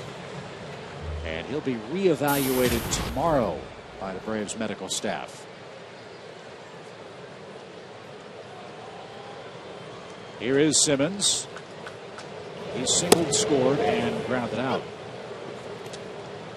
That's one thing you don't want, and the one thing you can't control, quite obviously, are injuries. The Braves have had their share of them, especially with their bench players, Tommy. Yeah, they have, and it makes it tough to keep things going. And you especially hate seeing it. And, like we've talked about, no injury is a good injury, but you take a guy like Evan Gattis having the year he's having, the breakthrough season. You hate to see him get hurt in the middle of that. Jason Hayward got off to a slow start, had the appendectomies, turned things around, swinging the bat real well, and now, boom, you got to deal with this. It's just, those are the frustrating ones. Jordan Schaefer, same thing. You look at how his career has been, and now this year he's really turned things around.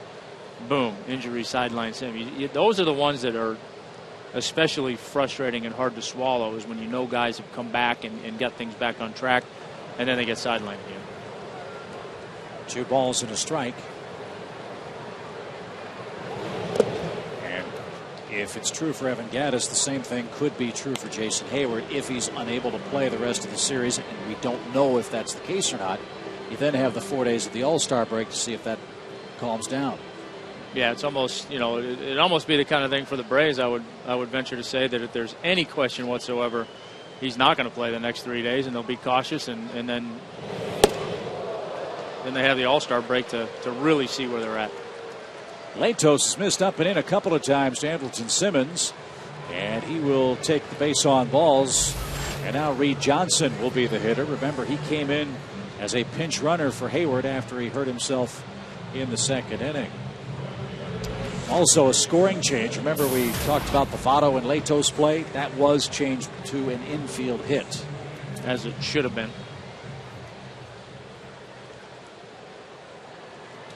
So the 2nd walk for Latos. Go ahead, run aboard for the Braves, and here's Reed.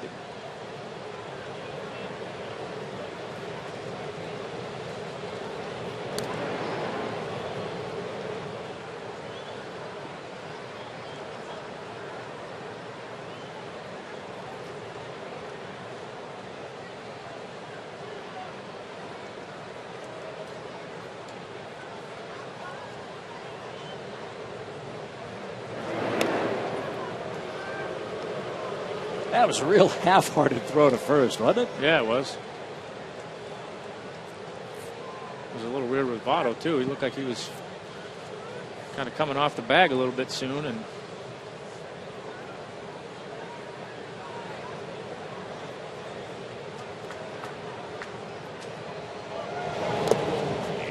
the dirt. Mazzaraco with a stop. 1 ball, no strikes.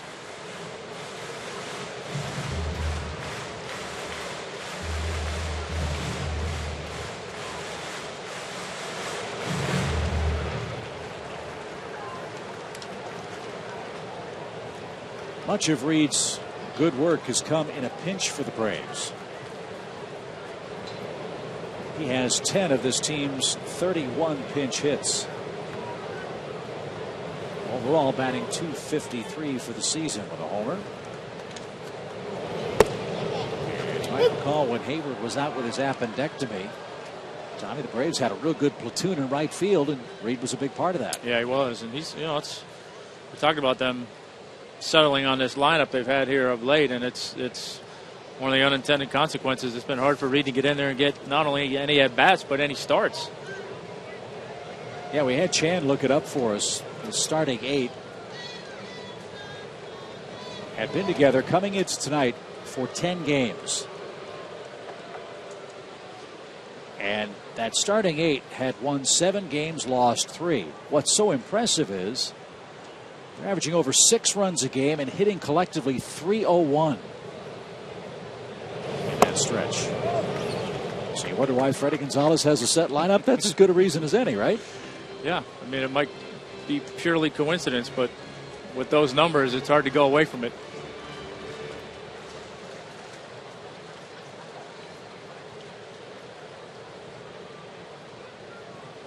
Two balls and a strike for Reed Johnson.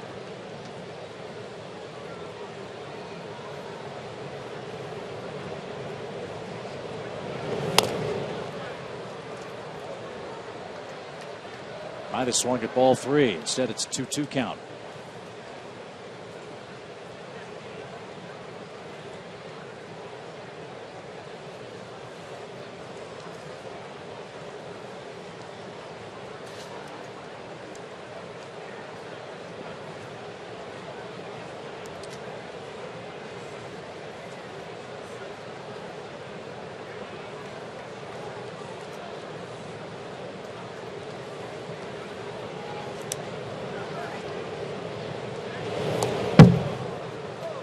check swing, and Johnson's still alive.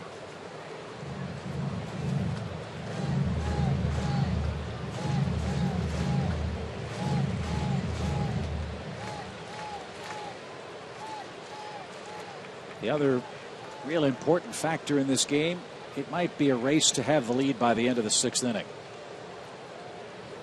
Both these bullpens are pitching lights out right now. Yeah, you'd be hard-pressed to find too many bullpens that might be a little bit better than the Braves at a given moment, but Cincinnati certainly has an argument. Latos wanted that pitch, didn't get it. He's gotten a few down and in, but that one looked like a strike to Dusty Baker. Slider. Yeah. It's one of those ones maybe that theoretically caught the strike zone but wasn't where he was trying to throw it. So, you know, anytime your catcher's got to reach up a little bit for a breaking ball, you're going to have a tough time getting the umpire to call that. Let's see if Simmons runs. He does. Reed, ground ball fair down the left field line. Here comes Hamilton around third. He's going to score.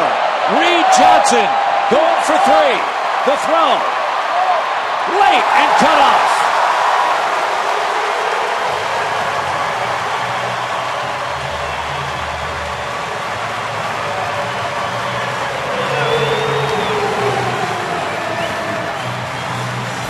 The Braves are back in front. Well, Reed fouled off a tough inside fastball. Got the benefit of the breaking ball not being called a strike, and then got one more pitch to live with, and looked like an off-speed pitch that he was out in front of a little bit, but hooked it right down the line, and ball got caught up in that left field corner a little bit, and that was all Reed needed to stretch it from a double to a triple. Nice at bat. Now the Reds infield has to come in for Justin Upton, who's already 2 for 2. And Tommy, with 1 out, here's a spot where a little outfield contact might add on a run. Yeah, this is not a situation or a guy that the infielders are thrilled about having to be playing in on. Line drive, base hit to right. It's 5-3. Upton turns on the afterburners. He's headed for second and slides in with a double.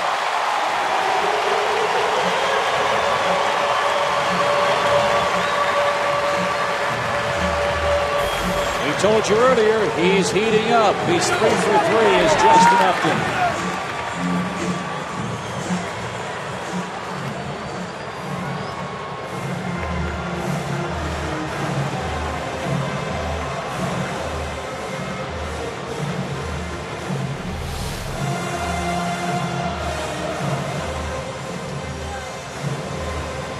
Well, like so many times, runners in scoring position, those hitters are up there, they're aggressive, they're looking for fastballs to do something with, and another case of trying to go inside, didn't get it all the way in there, and Justin put a good swing on it, and another base hit to right field, which is a great sign. There might be a little conversation here over that breaking ball that was not called a strike. Brian Price is the Cincinnati pitching coach. He has a few more parting words as he makes his way back to the dugout. Andrew Fletcher let him have his say and went his merry way back behind the dish.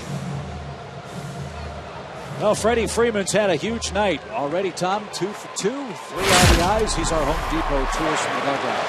First at bat, double in the gap. Got the Braves on the board and tied the game up, and then second inning, second at bat. As he's done so many times with runners in scoring position and 2 outs, base hit, another RBI. That's some great work by our stats crew to find out the Chipper Jones and Freddie Freeman stat. Freddie tried to make his 3rd hit in the night, a home run right there. Tried to go yickety. Did you just say the word that I did? is not supposed to be spoken? I did. Sorry. Am I supposed to say that? Buster Posey on Chipper Jones' Hall of Fame video said, "What did you learn about Chipper Jones?" Well, I once hit a home run in Little League and went yickety, and my dad said, "Never ever say that word again." Freeman, a base hit to center. Here comes Upton around third. Chu's throw is going to be cut off. Freeman's 3 for 3.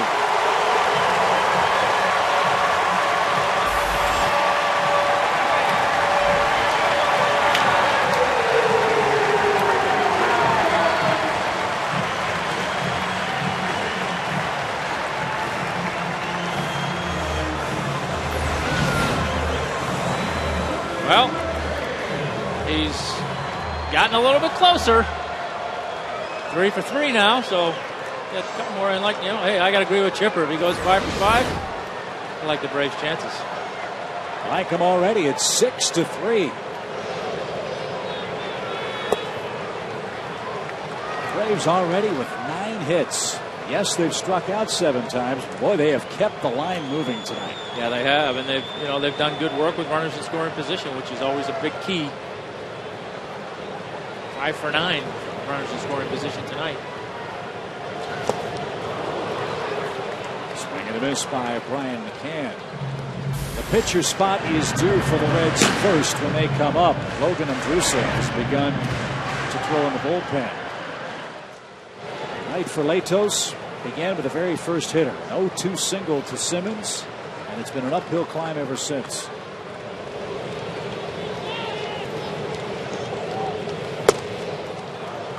He thought that was a strike. Didn't get that call. 2-1.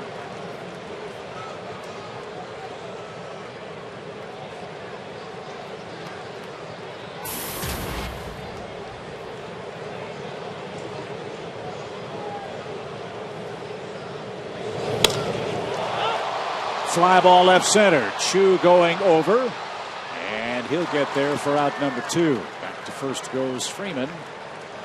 2 outs for Dan Uggla.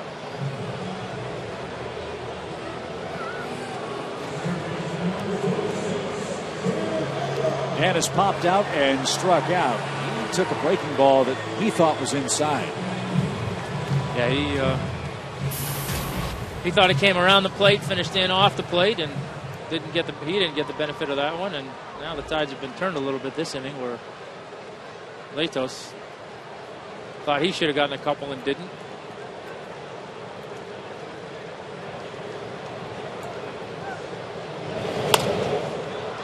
Dan skies one to the right and out of play. Strike 1. Something else to keep in mind as we approach the twilight hour in Atlanta. It's something Tommy Joe talks about all the time. Tough sky. Yeah, it's that tough time of night, and with a little cloud cover makes it even a little more difficult to try and find those fly balls.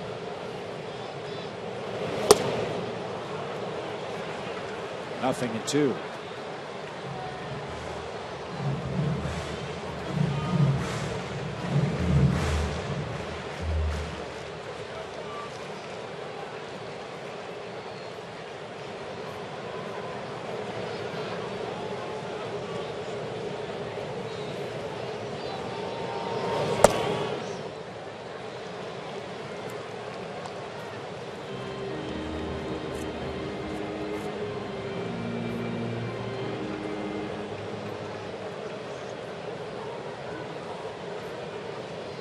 This will be the 27th pitch for Latos in this inning.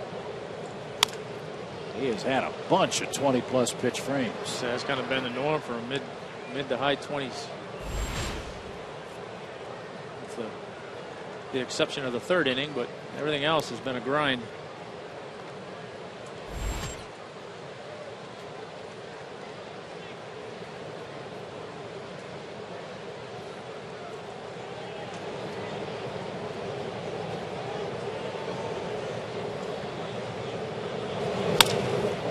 To short.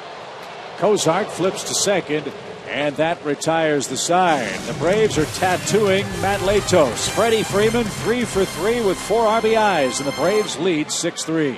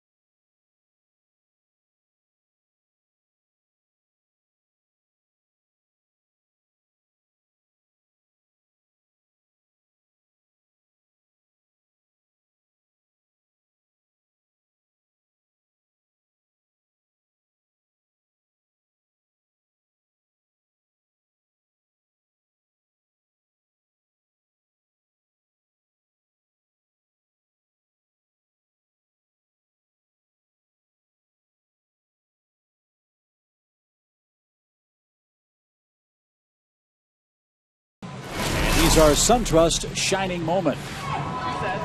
See the fans giving them a little love with their signs. They want their hugs now for their All-Star votes.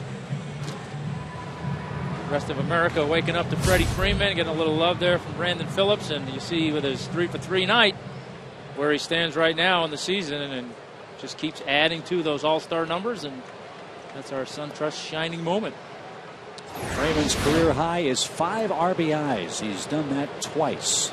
April 19th last year and April 11th last year. And Jack Hanahan pinch hits, sees one pitch, and rolls out to Tim Hudson.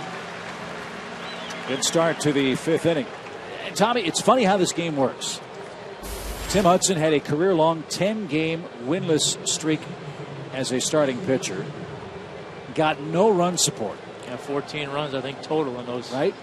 Last start he got 10. Tonight he's got 6. Well, I mean, it just, it goes to show you that you got to spend a little time to get inside the numbers and to see what's really going on. And it's really easy right now to say, oh, Huddy's struggling. But, well, when you really start to look at what he's done and how he's pitched, sure, he'll be the first one to tell you that maybe he hasn't been as consistent as he's wanted. But, you look at June, in 6 starts in June, he's 0-3 with a 2.4 ERA. Now everybody's going to settle on he's 0-3. Boy, he really struggled in June. Well, again, that's one of the hard parts about being a starting pitcher is you're judged by how many games you win. And that doesn't always tell the story of whether or not you've done your job, so to speak, which is ultimately give your team a chance to win the ball game. And in Huddy's case, he's still continuing to do that, albeit, as I say, he'll be the first to tell you, not as consistently well as he wants to. But again, that's some of the craziness, and then he's happy with winning the game right now, but I guarantee you he's not as happy about how he's throwing in this game as he has been in some of those games he's lost. Right. And that's the maddening thing about this game, right? That's the stuff that'll make you pull your hair out because you just, if you could ever figure it out, man, it would be great. But there again, the minute you think you have it figured out, something else goes wrong. Shin-Soo Choo is the Cincinnati hitter. And he's been a tough out. He has singled, he's doubled, he's scored twice, up to his usual productive self out of the leadoff spot. Yeah, everything we talked about him being in that leadoff spot. He's just a tough out. And he's going to reach again. He walks with 1 man out. Zach Cozart's the number 2 hitter. And he's coming to the batter's box now. Time for our Cold Hard Fact, brought to you by Frost Brewed Coors Light. Look at what the Braves, Tommy, have done at home. Well, we keep talking about how well they played at home and their record at home, and that right there has an awful lot to do with it. 2.57 ERA. That's making it tough on opposing teams coming in here. Cozart with a line drive to left. So trouble afoot in the Cincinnati 5th. 1st and 2nd now for Joey Votto. Let's go back an inning or two ago, Tommy, with the Braves up 3-2. They had a base open. You had Joey Votto up, and Chipper said, I'd walk him. I wouldn't even pitch to him. The Braves did, and Votto hit a game-tying sac fly. Was there another alternative thought process there for the Braves? Well, I think with a guy like Huddy and his veteran stature, his success against Votto, I think you take your chance that what happened. That the worst-case scenario is he sac fly, run scores, you've got a tie game, versus pitching around and putting him on. Now you've got 2 base runners up for the heart of their lineup. And then the next thing you know, somebody runs into one and hits a 3-run home run or something to that nature. So I think that's one of those times where, you manage the game a little bit and again, you trade a run for an out and try to keep things under control. And, the Braves turn around an inning later and get their 3 runs. So, I mean, it worked out pretty well from that standpoint. Way outside to Votto, 2 balls, no strikes.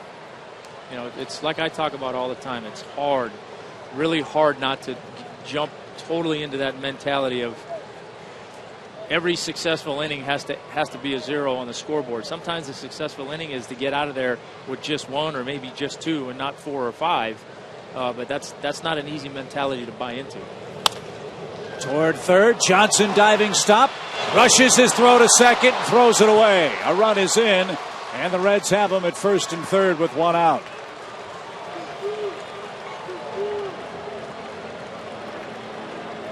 Great stop.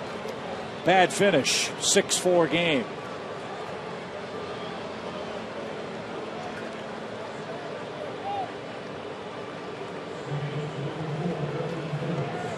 Does he have a play at first on that one, Tommy?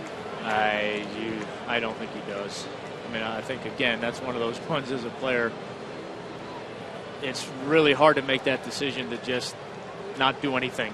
You know, your instinct is you want to get an out, and he tried to force the issue, and not only did he not get an out, but then he made an errant throw. So Votto at first on an E5. I guess really a fielder's choice on E5, which allowed the run to score, and Cozart to take third. Now Hudson's got to buckle down here at the top of the 9 o'clock hour.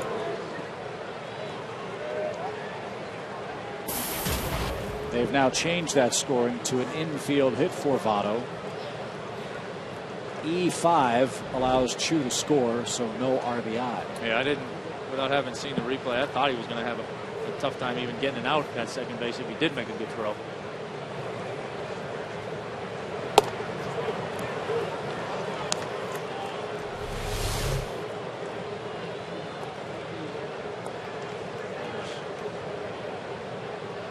Yeah, I think he would have beat the throw anyway.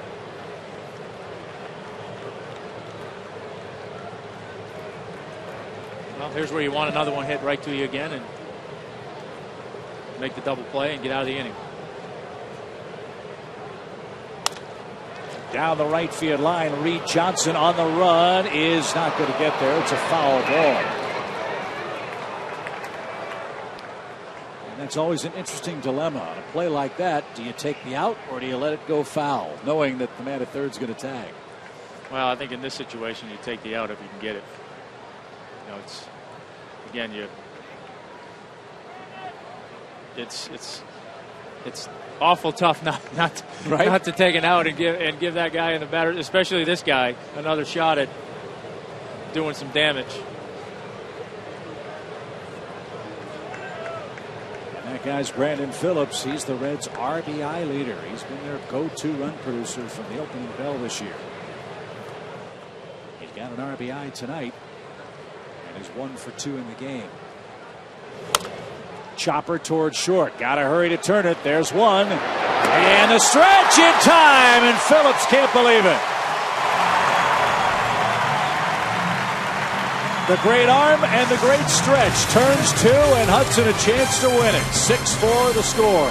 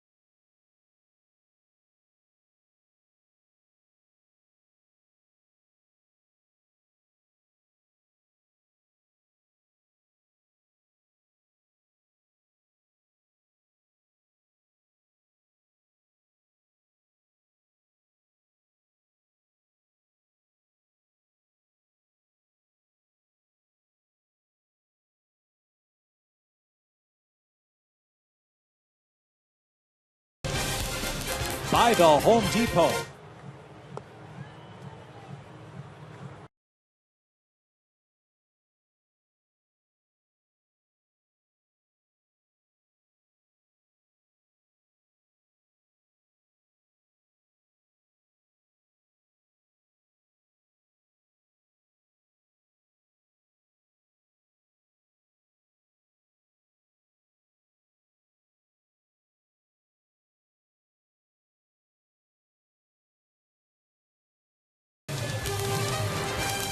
2 double plays turned by Tim Hudson tonight has helped him to a 6-4 lead. And on this night where Freddie Freeman has been named an All-Star, let's not forget about his defense.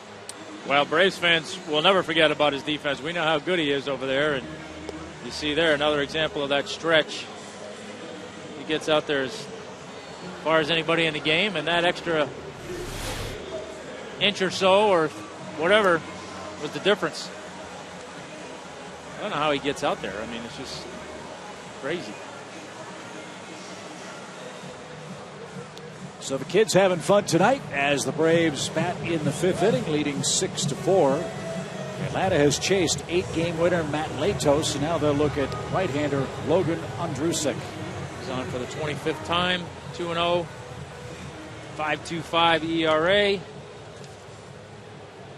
Four-seam fastball, predominantly 93, 95, cutter, curveball, split. Throws a little bit of everything, it sounds like. B.J. Upton starts for the Braves. He has struck out twice. The first time he struck out was in the 1st inning, but reached first after the ball was dropped at the plate. Mesoraco's throw hit him right in the deuce.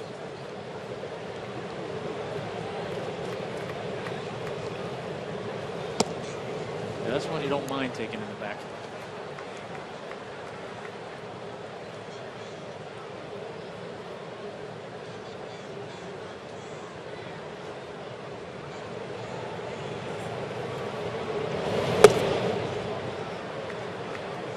Got a good arm. 2 balls and a strike. There's that good fastball there.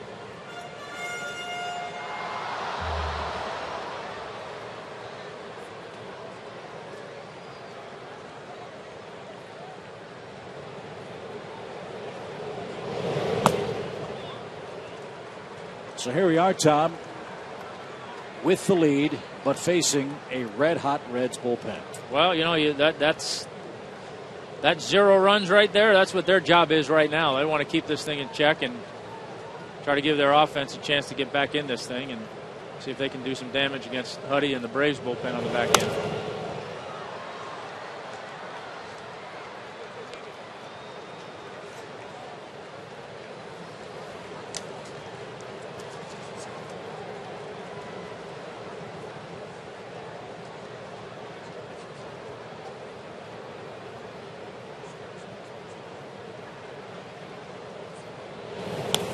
Good cut by Upton. He was right on that fastball. And it went straight back to the screen. 3 balls, 2 strikes.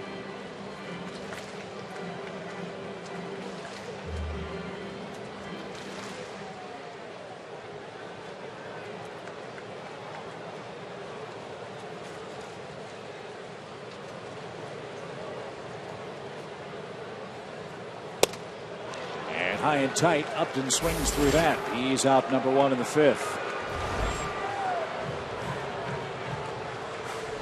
It's a tough pitch to lay off of, but a pitch you just can't do anything with. That fastball that it's up so it looks good, but it keeps just riding in above the hands, kind of in that dead zone inside above a hitter's hands where, like I said, it looks good out of the hand because it's up a little bit, but by the time you try to go get it, it's in above your hands, and you just cannot do anything with that pitch. Here's Chris. I wish I'd have realized that sooner in my life. Would have made things a little easier, right? Of course, I didn't throw hard enough to get it there, but, you know, that's another story. Yeah. I think he did okay.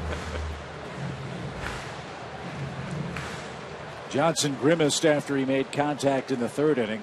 Again, it's his right elbow that was problematic on a throw in the 3rd inning. 1 ball, 1 strike. The Braves have already lost Jason Hayward, injured a hamstring, his right hamstring, sliding into 3rd base in the Braves' 2nd inning. It was diagnosed as a hamstring strain. We'll know more tomorrow.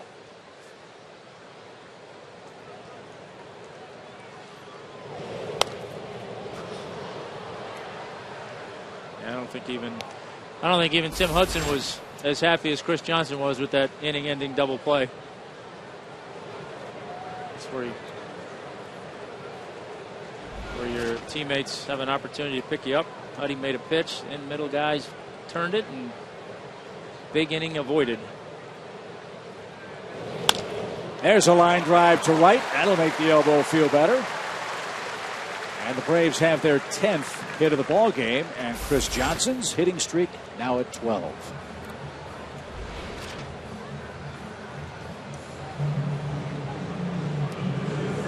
So let's see what Tim Hudson has in store for us. He has struck out twice. My gut tells me he's going to be bunting.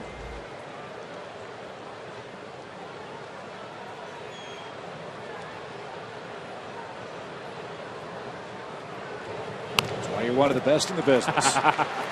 Votto will flip to Phillips at first. Sacrifice successful. Johnson at second. And the top of the order goes to work with 2 outs. Grab the Braves steal of the game tonight only. The first 10 people to buy a minimum of 2 second-half season tickets, which start at $158 per seat, get a Dale Murphy signed bat. The offer is good tonight only, so call a sales rep right now at 404-577-9100. Can we see the bat, Allie? It's a good-looking bat. And Dale will be here. He will sign it. You will see it live. Here it is. That's nice looking. Look good in the trophy case. There you go. Of course, if it were my kids, it'd be in the backyard taking batting practice, even with the signature on it. Right? Your house is like Sandlot, huh? Man. The Babe Ruth ball. I went down to the batting cage the other day and look at a broken bat down there. I look at it. Oh, 1996 World Series bat. Oh, okay. Stay hot. Well, let's see if Simmons can snap the Reds' scoreless streak with a 2-out hit. Ducked under that breaking ball. 2 balls, no strikes.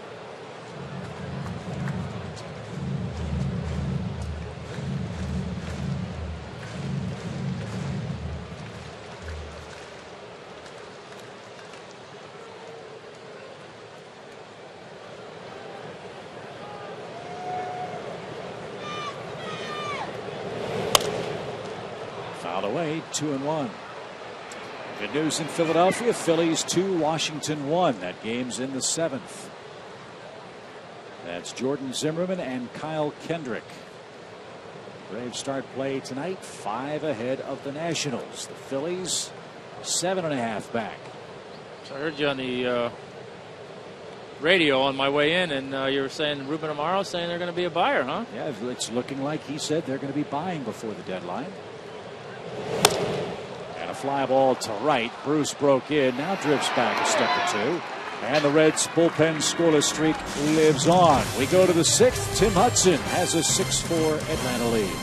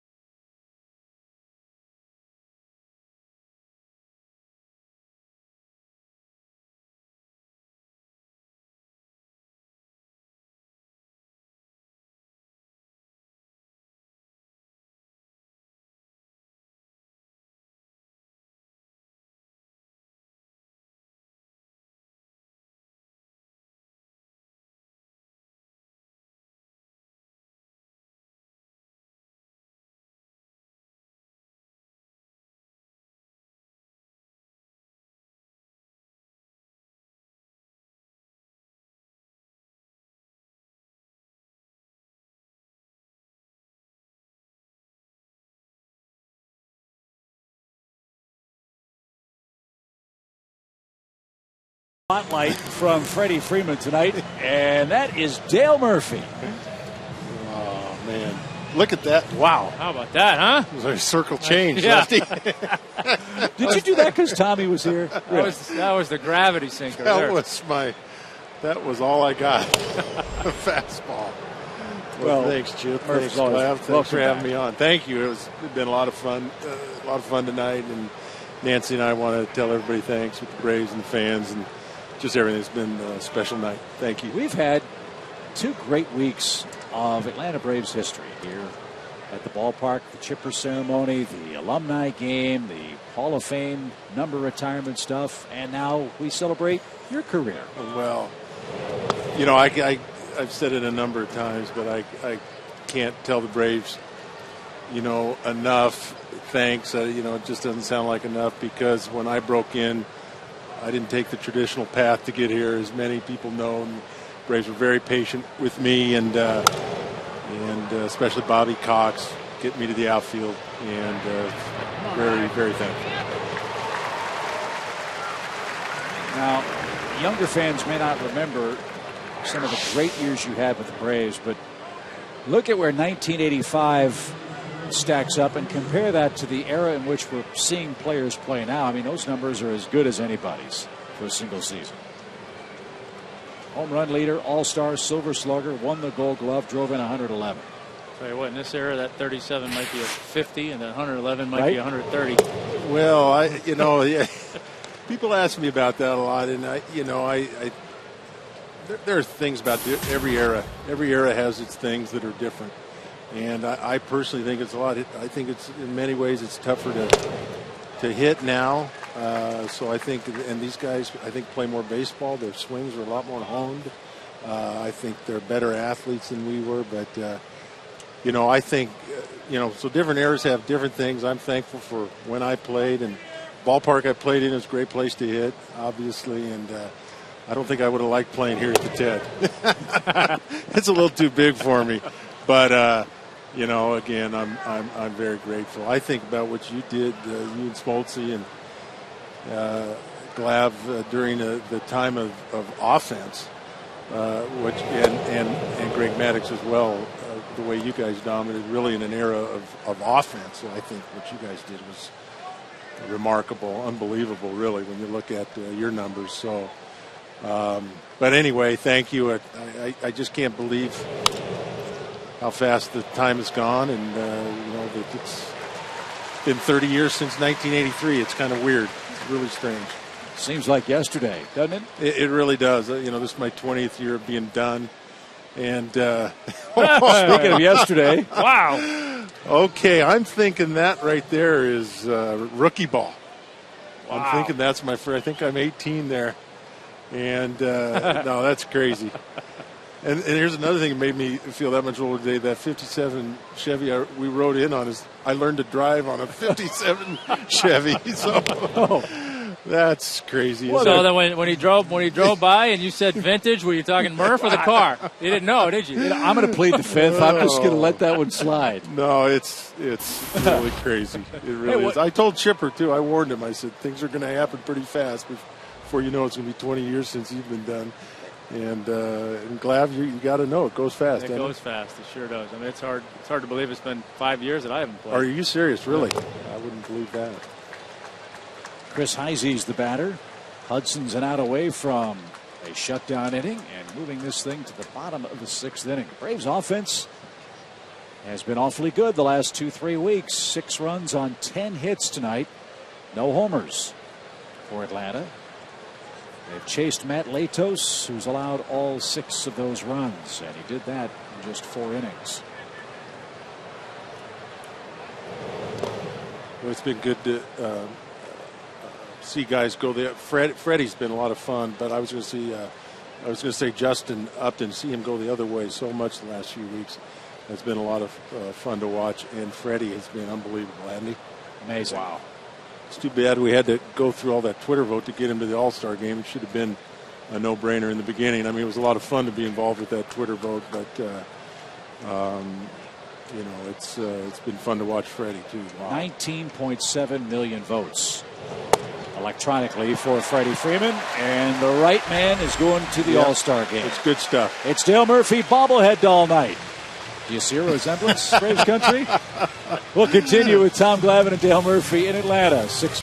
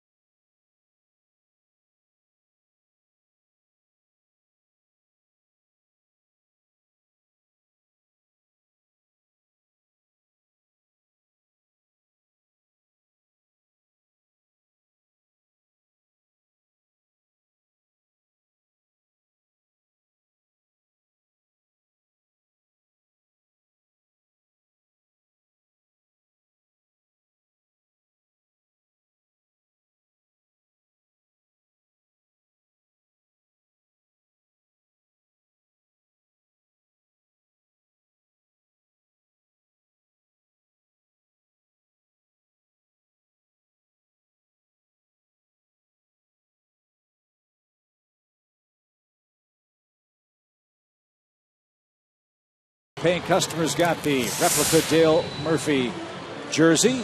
And tonight, if you grab the Braves steal of the game, the first 10 of you to do so and buy a minimum of 2 second-half season tickets starting at $158 a seat will get a Dale Murphy signed bat. The offer is good tonight only. So call a sales rep right now at 404-577-9100. The first 10 to buy that minimum of 2 second-half tickets get a signed bat from Dale Murphy. And there he goes. And I'm doing one as we speak. The signature hasn't changed much, Murph. Well, I don't do that much now, so I actually enjoy doing it. People always come up and say, "Oh, sorry to bother you. It probably happens all the time." I said, "No, actually, I don't do it that much anymore, so it's kind of fun." Yeah, I remember my dad told me that years ago. Enjoy it while you can, because someday nobody's going to ask you anymore. No, you're exactly right. And I said that little joke about that kid asking me to go get Chipper's autograph for him because at Chipper's number retirement luncheon, and it really, you just forget while you're in the midst of it, Glav. You don't want to take it for granted, but it's kind of what you do, and you kind of just get in the flow of things, and you always try to appreciate it. But boy, the longer you get away from it, it just becomes more special, and you become more grateful. I remember that was one of my bunch of my memories of you, but one of the ones that I remember vividly. And for me, you being here when I came up, I mean, you were the organization, and we all tried to follow your way. I remember one time in St. Louis in the old ballpark. We used to stay at a hotel across the street. Yeah. And you had to walk to the ballpark. And ground ball to second. Phillips will take care of Reed Johnson. It's the kind of thing where, after a while, the fans know all the escape routes. They know where you're going. Especially in St. Louis. Louis. I remember looking out that window my first year up here in the big leagues and seeing Murph trying to cross the street, and it was just like, oh my gosh. I mean, he was just surrounded by people. There was absolutely no regard for the fact that people were out in the middle of the street and there was traffic. And there's Murph going all the way across the street, just grabbing, signing. I was like, wow, that's unbelievable. It was crazy days when we had so many fans in the Midwest Right. in those days, and we still do. As I think we saw by the Freddie Freeman voting on all the social websites and texting and tweeting that the Braves country goes everywhere, but especially in the Midwest. A lot of fans. It was fun days.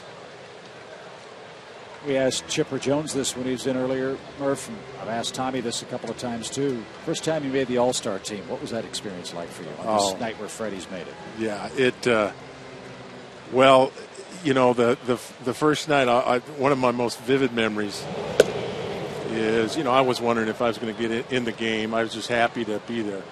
I remember the guys in particular from the Big Red Machine. Johnny Bench was there, Pete Rose was there, Davey Concepcion was there, Ken Griffey Sr. won the MVP. I think he hit a home run. And but I remember heading out to the dugout,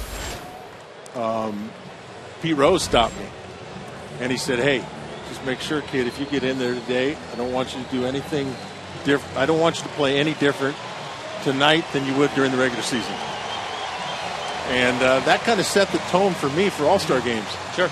And I know they've tried to finagle ways to get a little more intensity into the MLB All-Star game, but I think it's kind of there, Glav. I mean, that was my experience. No, that's what we talked about that earlier, and again, the whole playing for home field advantage aside, I always felt like the game was played really close to the way you play it in the regular season. It is. I mean, baseball is a game where the other sports have a situation where you can kind of take defense off. Sure.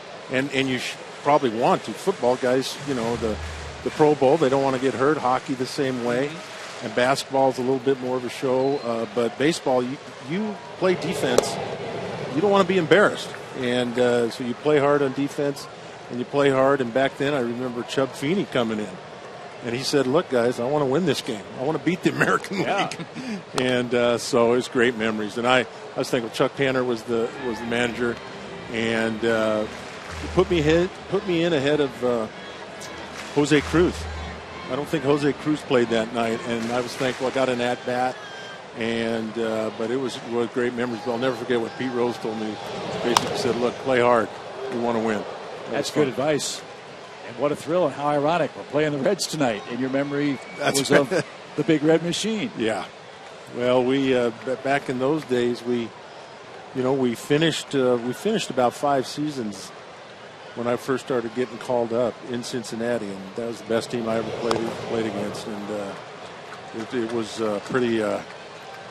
It was a humbling feeling being out on the same field with those guys. So I'm happy for Freddie. It's great. He's had thing. A gigantic night. No, tonight. yeah, he 3 for 3, 4 RBIs. What a tremendous exclamation point of validation for Freddie Freeman. As this ball's popped up into left and playable for Heisey. Best part of the night, I think, for Freddie Freeman is the unbelievable humility he has shown at being named an All-Star tonight. We'll talk more about that with Dale Murphy and Tom Glavine as this game heads to the 7th. 6-4 break.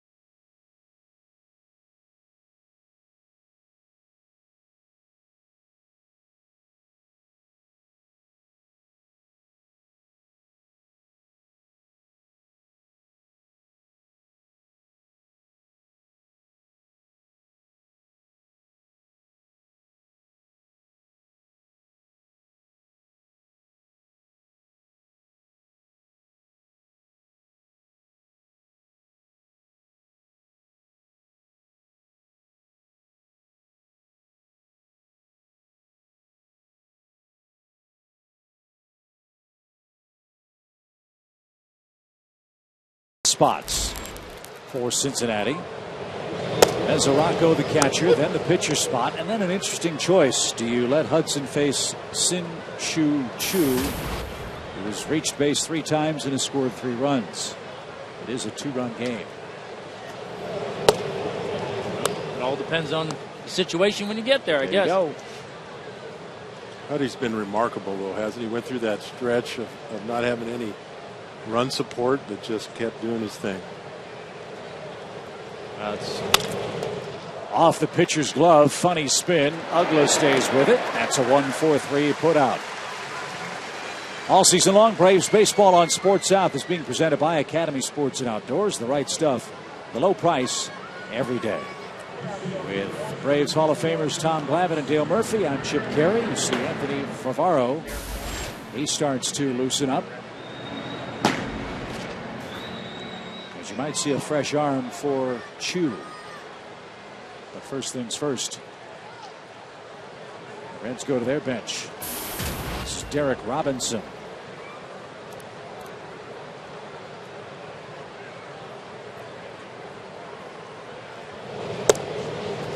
And a quick strike. Do you have a favorite city, Murph?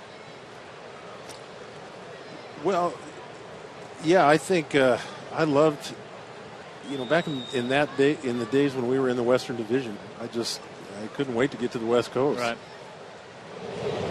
Even with the time change, the cool air just broke up this hot, the dog days here. Yeah.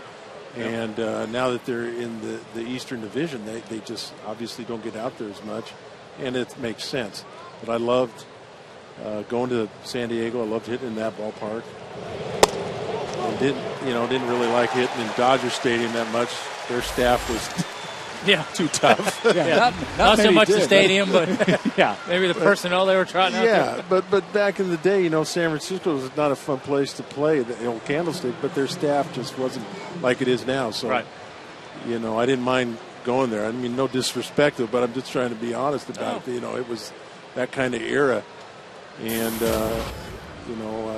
for those ball clubs. So I loved to play in San Francisco, but I think Cincinnati, St. Louis, a lot of fun places to play. Great fan base. So Hudson stays on to face Chu. As Tom said, the situation dictates. If he hits it a mile, you still lead. And Tim's set down. 6 straight men. He has punched out 5 Cincinnati hitters in the game. He's walked 2. And with 2 outs, he's in good shape. Around the plate, I suppose. 2 balls and a strike. 30 in the first. Well, you got the tough one out of the way. How many times have we talked about that?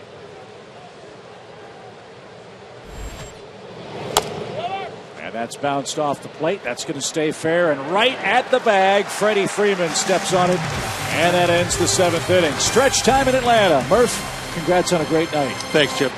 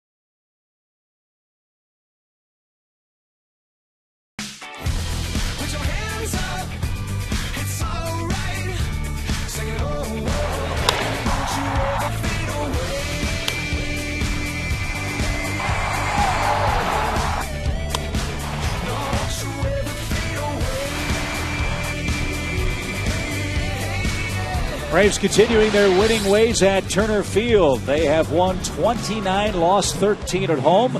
And Tommy leading late 6-4 over the Cincinnati Reds. Yeah, they've gotten good production from the guys you want to get it from tonight. Huddy with a good outing, 7 innings, 8 hits, 3 earned runs. Freddie Freeman, as you said, putting an exclamation point on that all-star selection, 3 for 4 RBIs tonight. And Reed Johnson contributing, although a little unfortunate that he had to do it at the result of Jason Hayward sustaining a little bit of a hamstring injury, so we'll keep an eye on that. But all in all, good night for the Braves. And that's our Crown Royal game summary as the Braves continue to go deeper into the Cincinnati bullpen. This is right-hander Alfredo Simon, and this is his 35th game of the year. And he's on for the 35th time, as you say, 5-3 record. And he, like so many others in this bullpen, has a scoreless streak going. 7 games, 7 innings, scoreless baseball. So he, along with many in that bullpen, have contributed to that 26 inning, I think it is now, scoreless inning streak out of that bullpen. Simon's bounced around a lot of different major league organizations. Was originally a non-drafted free agent signed by the Phillies. Then he went to the Giants organization, Texas, the Dodgers, the Orioles, then tore his elbow ligament in 2009. That was while he was with Baltimore, and made his way to Cincinnati last year after the Orioles waived him. And in 36 games, Tommy pitched to a 2.66 ERA. And he's going to give up a line drive to first off the bat of Brian McCann. Joey Votto's there, and that's the first out.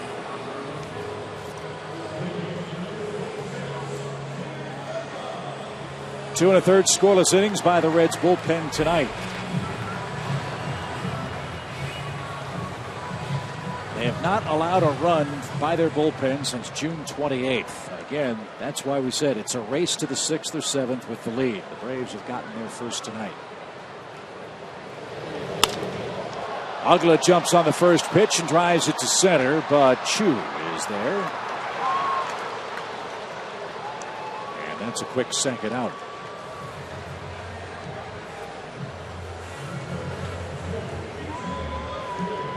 Here's BJ.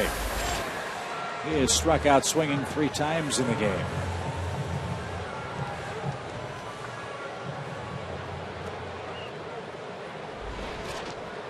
Should be a fun weekend with the Reds. 3 more to follow. Tommy will be alongside tomorrow night. Then Dale Murphy joins me for Saturday and Sunday. Then it's the All-Star break. For those of you just tuning in, Joe's on vacation.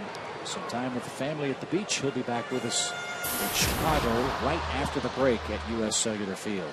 Sure he's watching. I doubt he's out to dinner or anything, right? No, he's probably keeping score too. Ordered a pizza. Watching the game.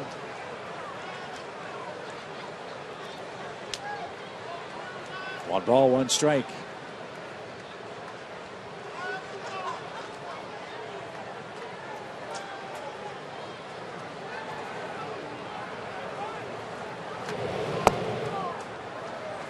This can be a tough 4 days for the players. For those that aren't going to the All-Star game, you got one eye on the break and what you're going to be doing and relaxing a little bit, but you don't want to forget about these last 4 games going in.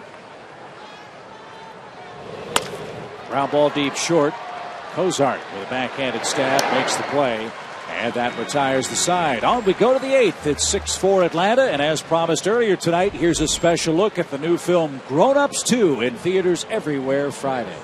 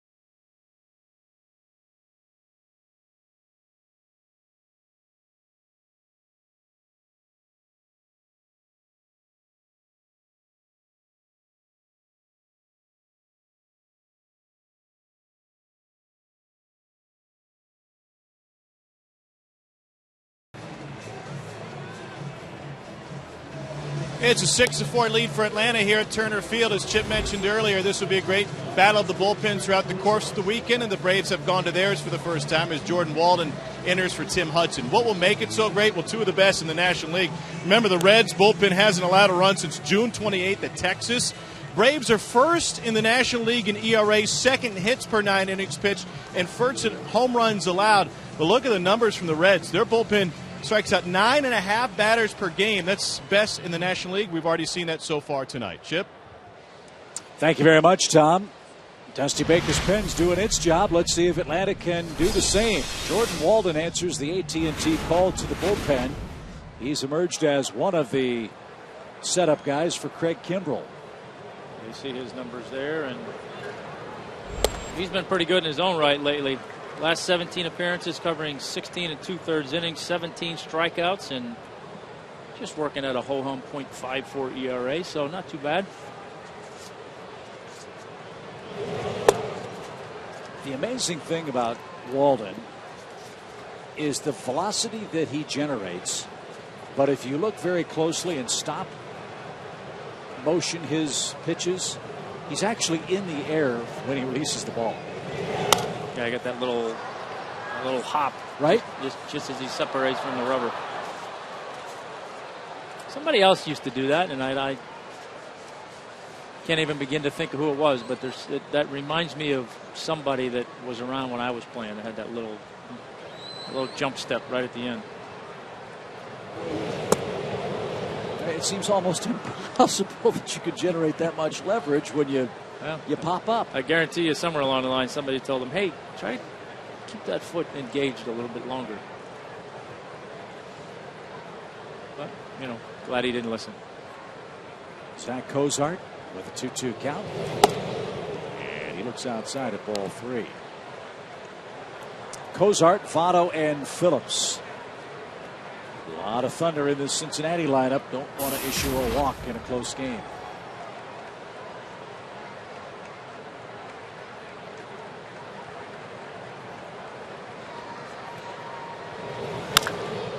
And foul at third. We'll do it again.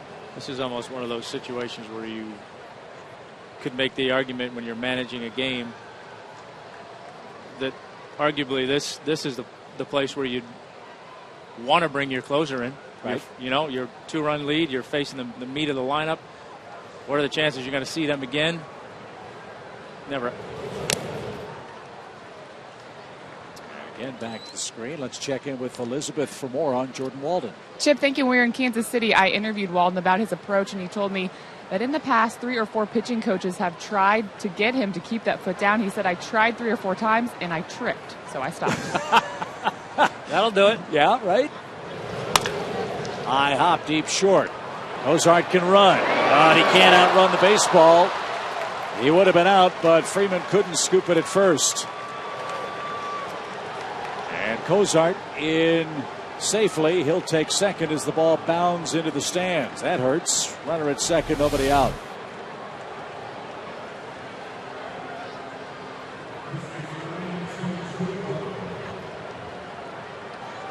Anderton made a nice play, got to it, and like so many things that we get accustomed to seeing on not only from Anderton but from Freddie, you're more surprised when that play's not finished, but it's tough hop and tough play all the way around.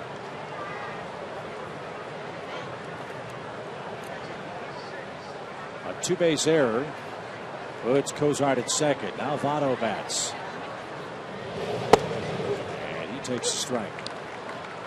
Votto's knocked in a run. That was with the 3rd inning sacrifice fly. He also reached on an infield hit in the 5th, walked and scored in the 1st.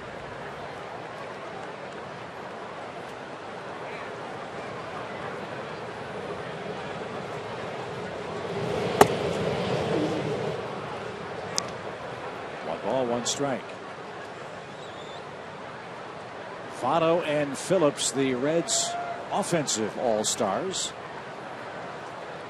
They're back-to-back in this 8th inning.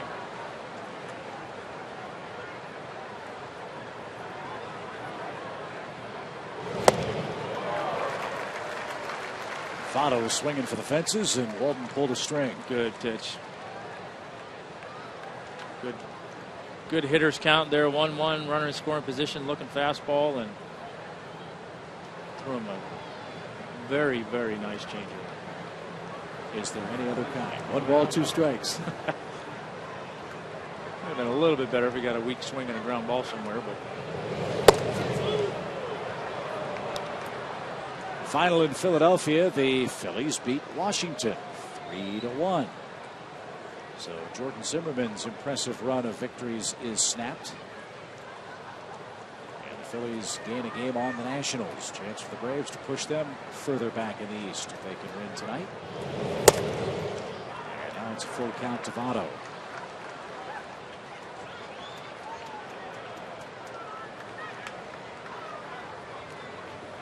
It goes without saying, you want to be careful here. You do still have the base open. You hate walking the tying run on, but the guy as dangerous as this, got to make a quality pitch. And he did. It was tipped and caught. Votto strikes out. Big out. Runner at second, 1 down. Yeah. Coors Light freeze cam for tonight. Remember, it happened way back in the first inning.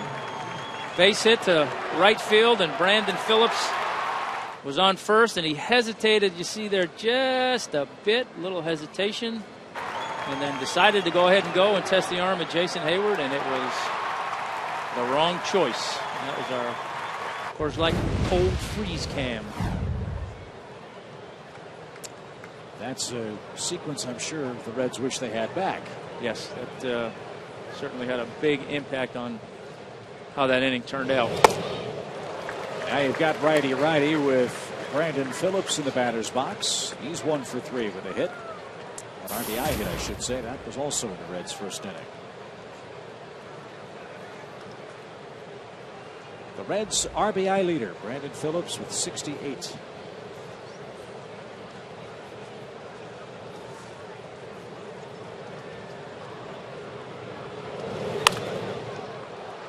Walden has him way behind. No balls, 2 strikes. You forget the good work that Brandon Phillips has done and how long he's been in Cincinnati. But, you know, obviously with Cincinnati, you think second baseman, you think Joe Morgan. But he's crept up there in a lot of the all-time numbers. He's the all-time leader among second basemen in hits, doubles, home runs, RBIs. So he's had a nice career over there in Cincinnati. It was part of what at the time was considered one of the most lopsided trades in baseball history. Again, he was originally an Expo. Was traded to the Indians with Lee Stevens, remember him? Mm-hmm. Cliff Lee and Grady Sizemore for Bartolo Colon and Tim Drew. It still seems a little lopsided, right? And he's been a fan favorite in Cincinnati ever since. And if you as a great player can say Brandon Phillips and Joe Morgan in the same sentence, that's an incredible compliment. Yeah, absolutely. And, you know, like I said, I would venture to say, you ask most people what second baseman in Reds history is leading in those categories, 9 out of 10 are going to say Joe Morgan. And then the other steal was the Reds got him from Cleveland. Mm-hmm. That was for Jeff Stevens. For whatever reason, it wasn't working out in Cleveland for Phillips. Phillips in the middle of a 6-year contract that'll take him through the 2017 season. Good for him.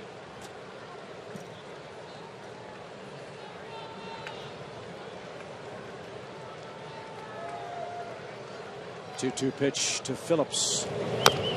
A little tapper. That is a foul ball. Oh boy, that was close. That was real close. Yeah, Brian's not arguing. I think he tried to sell one there. Take a look at it here.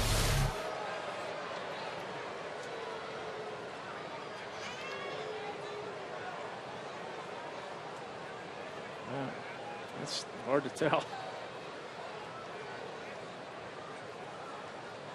I guess when it hit and kicked right, it must have been just in foul territory when Brian grabbed it. 2-2.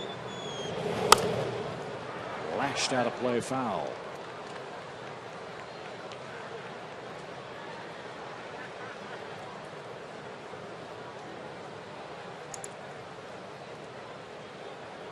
we last saw Cincinnati, one of the things they were touting about this club was its late inning comeback ability. They scored a lot of runs off opposing bullpens. That has not been the case for them lately on the road, where they've had some trouble. And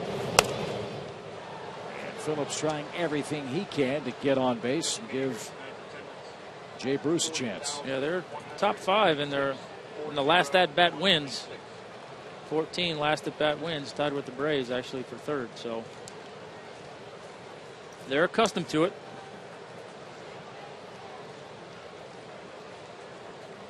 Big crowd tonight, 40,186. Hope that continues all series long. Here's the 2-2. Lined in a right center field. Reed Johnson on the run. Dives, can't get it. Cozart will score. Phillips has doubled. What an at bat.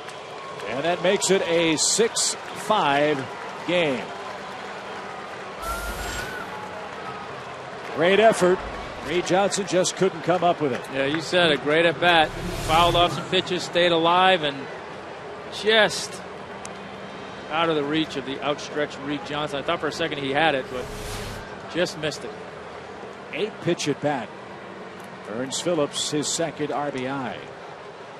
And now he represents the tying run with one out, and Jay Bruce will be intentionally walked.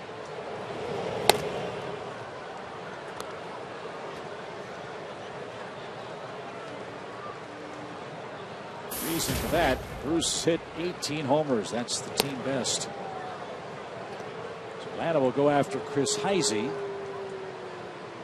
He with the bad elbow and the 1-for-3 offensive game.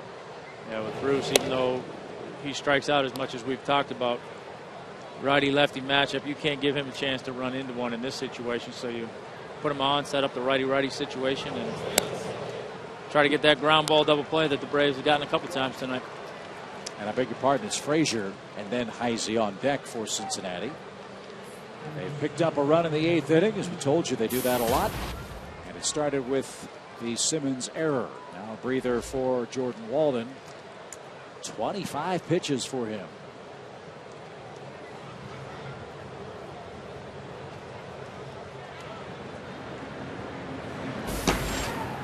And Anthony Favaro begins to loosen again.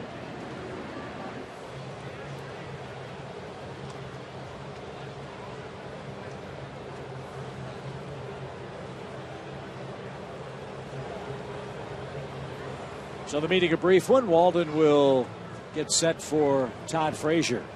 And friends, Tuesday, baseball's greatest stars gather in the most exciting city in the world for the biggest event of the summer. Baseball's Midsummer Classic goes back to New York with home field advantage for the World Series on the line.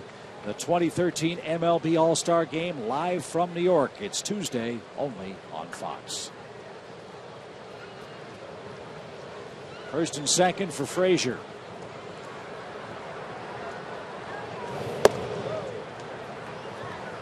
Inside, 1 ball, no strikes.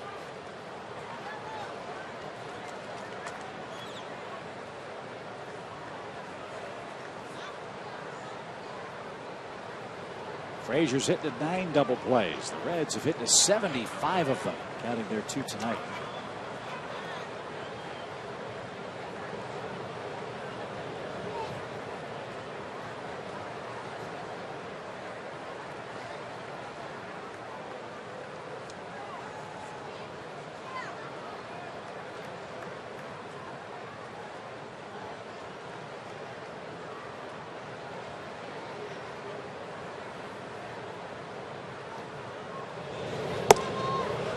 Slider evens the count.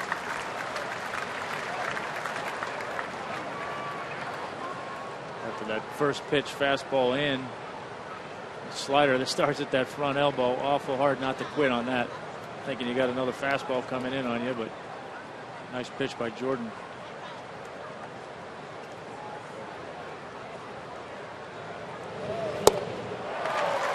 Well, if it worked twice. Yeah, it's hard to argue especially when you see him swing at it like that. You know, you throw the one that he takes for a strike, you throw another one a little bit further out and down. Now do you take a shot at going a little bit further on this one, or do you go back in trying to get him to chase something in, and if he doesn't, then you go back away? 1 ball, 2 strikes. It was the breaking ball. He tripled up, and Frazier missed badly. 2 outs.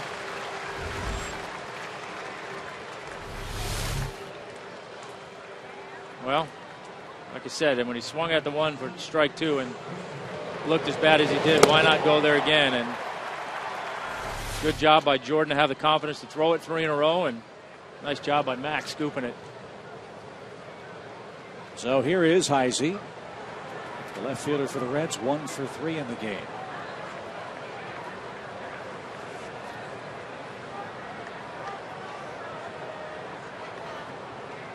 We said earlier tonight that all year long the Reds have had opportunities but have struggled to consistently get a big hit. That's something Walden wants to continue in the 8th.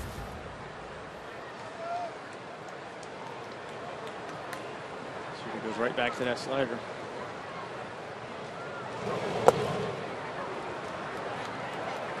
With runners in scoring position and 2 outs, this high-octane Reds offense hitting .191. Well, it seems like we've had that same discussion with the Braves at times during the course of the year, and you know, it's amazing how that number just has so much significance. With everything else you're doing well, that seems to always get back to that.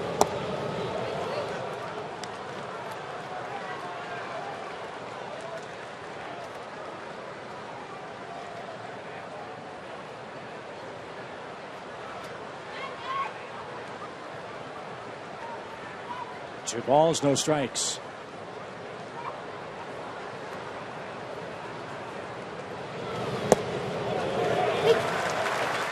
.97 on the black inside corner. Yeah, I think Heisey was looking for a fastball, but something out away from him there. After a couple breaking balls away in the dirt that missed. I don't think he was thinking he'd come inside 2-0, and I'm not sure he meant to, but turned out to be a good pitch.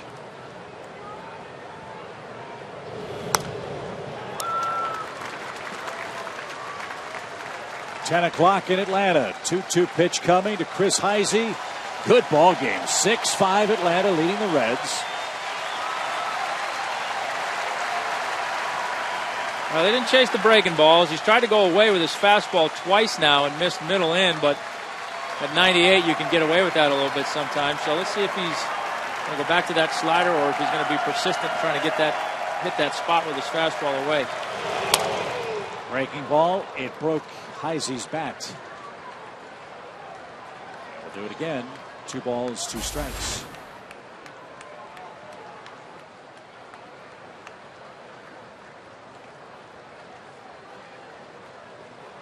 That's why pitching's so hard. There's just so many decisions, so many choices, and then you have to execute on top of all that. Hard job. That's why you guys are athletes. Right? I guess. Well, he just broke his bat. What does he do 2-2? Well, you know, he threw him that slider again that was way off the plate. Got him to chase it. I'm thinking if he goes with that fastball away again and starts it out there, maybe he'll get him to think it's a slider and give up on it and get a called third strike.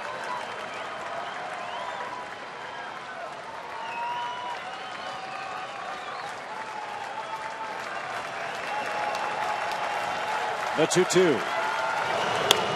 High fly ball playable for Upton.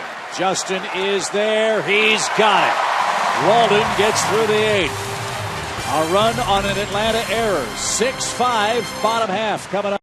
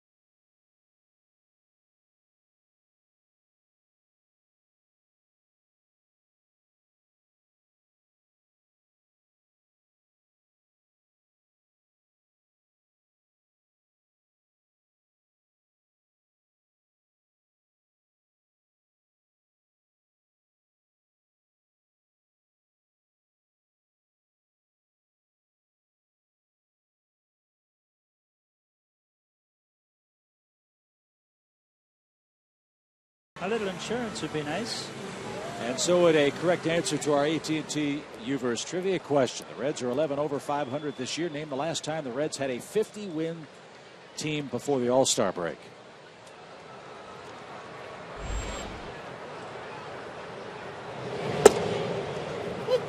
I got to follow your logic on last year. A terrifying thought. Well, every once in a while. Yeah, right. Well, they won 97 last year, so it seems reasonable that they would have won 50 before the break. Let's see if we're right for Dusty Baker and his Cincinnatians. Really? Wow.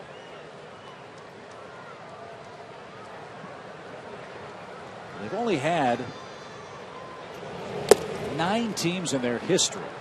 And the Reds, as you know, the oldest professional Major League Baseball team. Only 9 teams in the history of Cincinnati baseball have won 50 or more games before the All-Star game. And out number 1 as Johnson is retired. Joey Trdoslavich will hit for the pitcher. Tom? Yeah, Chip, in Miami, we're talking about how Joey's still learning how to pinch hit. He's been a regular player all his life. And one of the things that he said is that he's can't look for anything to drive anymore because they're going to be picky. He said pitchers don't want to go to my strengths. They don't want to give up a home run. He added that when you face a guy 3 or 4 times a game, they're going to make mistakes that you can drive. But a closer, late game situation is going to be more particular. He's going to be obviously a better pitcher. So, Glav, do you know that a guy's not necessarily looking for something to drive and just wants to put it in play? No, I think, there's always that, well, what do you do with a guy that you don't know or you don't know much about or you haven't faced? And I've always said that the rule of thumb, at least for us, when you faced a young guy, if it was a crucial situation, you're going to find out if you could hit an off-speed pitch. And I think that's what so many guys struggle with when they come up here. They've obviously shown they can hit a fastball in the minor leagues. That's why they continue to progress. And it's learning how to hit the off-speed pitches that comes along. And that's why you always hear the term the great equalizer in terms of a curveball or a changeup or an off-speed pitch when it comes to a hitter.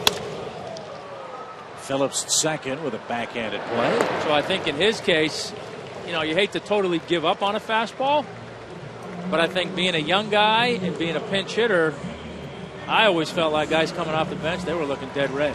They wanted a fastball, And oftentimes as a pinch hitter, Dusty Baker and I were talking about this in Cincinnati. Late game situations, pinch hitter, the first pitch might be the best one he sees the entire at bat. Absolutely, and that's all part of that cat and mouse game. You might be thinking, well, they know I'm coming in here looking for a fastball, so you look breaking ball. But then again, they might be thinking, well, I'm going to try to get ahead in the count, throw him a fastball, and then go from there. So that's where it's that cat and mouse game, and I guess you got to either settle on a pitch or settle on a location, or just do what Freddie Freeman does and don't look for anything, just look for the ball. Yeah, and just crush it, which he's done tonight. Here's Simmons. And Simon says that's a strike, and it was. 1 ball and 1 strike to count.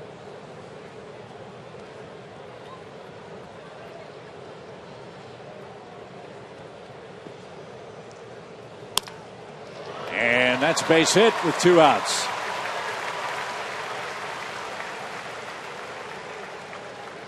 Two-hit game for Andrelton. More are welcome as Reed Johnson stands in. Reed was not in the original starting lineup tonight, if you're just joining us. Cincinnati got 2 in the top of the first. The Braves came roaring right back with 2 of their own. Freddie Freeman with a 2-run double. They added a run in the second, lead 3-2. Jason Hayward on a slide at third strained his right hamstring. He was taken out of the game, and he'll be reevaluated tomorrow. It was a hamstring strain. Since then, though, Reed Johnson has tripled, scored, knocked in a run, and grounded out.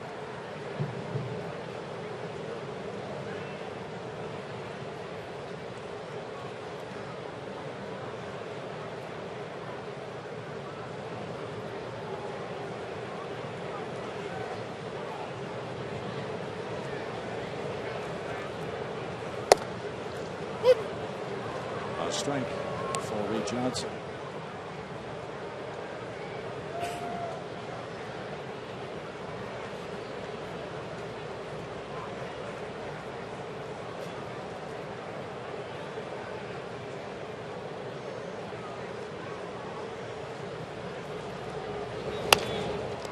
right off the handle.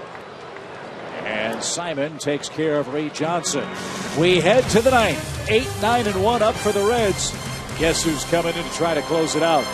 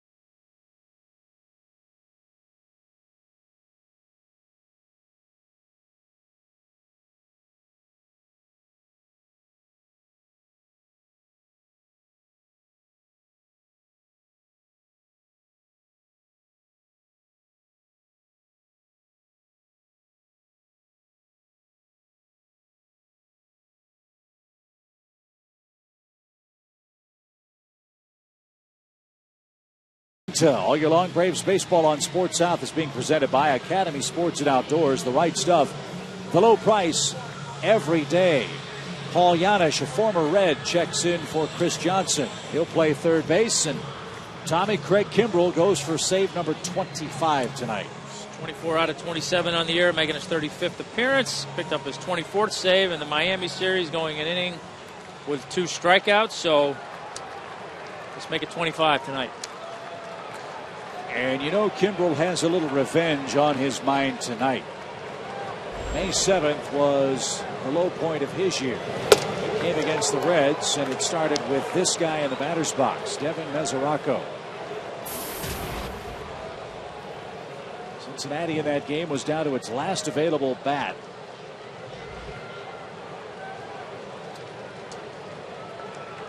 And Mesoraco started a big comeback, and he breaks his bat and singles to left. So the tying run on for the Reds in the top of the 9th inning.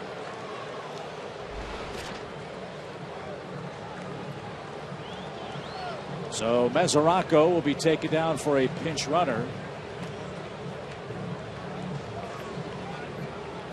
And it's Tony Cingrani, one of their starting pitchers, who will pinch run. No surprise. He's relentless, folks.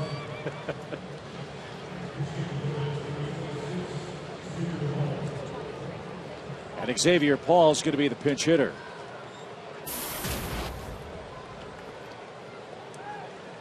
Paul's had a sore shoulder. He slammed into, he made a catch the other day for the Reds, and that's been bothering him. Let's see if Kimbrell can exploit that. May 7th, the Reds hit 2 homers in the bottom of the 9th inning, back-to-back blasts. It turned a 4-3 Atlanta lead into a 5-4 Cincinnati victory. Since that game, Kimbrell's given up a grand total of 1 run in the last 2 months.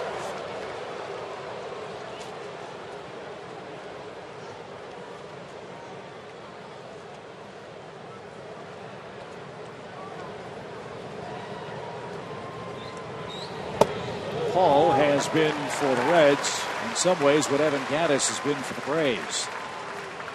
As a pinch hitter, Xavier has 6 hits in 18 at-bats, 2 homers, and a team-high 7 pinch hit RBIs. And Once you get past him, then you've got to worry about Chu, which was what we hoped wouldn't be the case.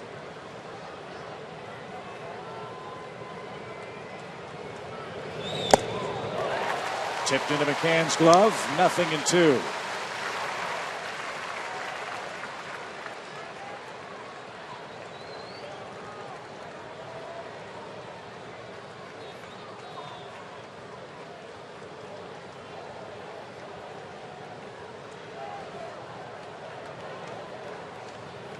Kimbrel's headed to the All-Star game.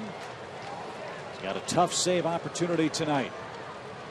And he just made a good hitter strike out on 3 pitches. Good morning, good afternoon, and good night. I've always thought, Tommy, for a starting pitcher, it's tough to face the same team in back-to-back starts. In a situation like this for Kimbrel, where you've had to sit and maybe stew on what happened to the Reds for 2 months, is it hard to get that out of your mind, or does that even enter into tonight's play? Yeah, I'm sure it enters a little bit.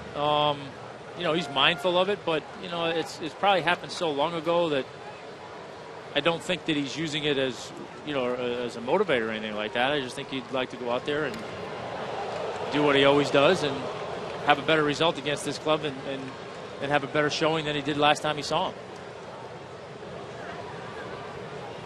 A tough hitter. Chu has scored 3 of the Reds' 5 runs tonight. And this was the crowning blow for Cincinnati. Their leadoff man in the bottom of the 9th inning to win the game.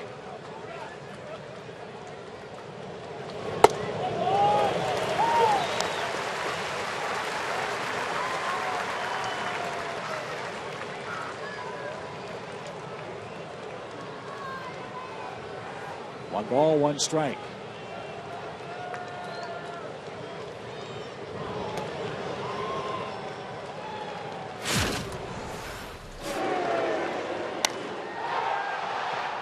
He went down and golfed it into the bullpen.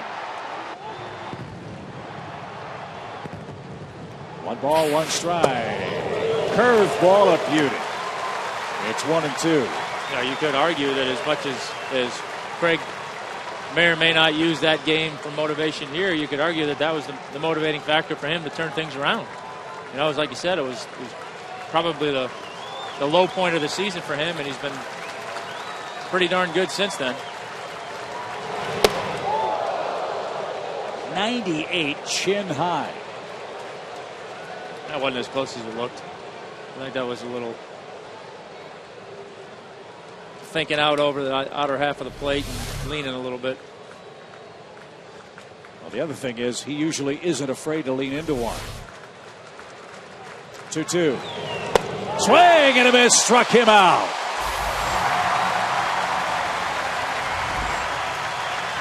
A fastball up and in, and then the hard curveball. And Chu fanned. 2 out. That's a perfect pitch to follow after the high fastball. You got to cheat to get to that fastball, so he's getting you with a change of speed and the break. And, man, when that pitch is down, you just don't have much of a chance to hit it. Zach Cozart looks outside at ball 1. Well, it goes without saying, with that guy on deck, number 19, let's end this thing right here.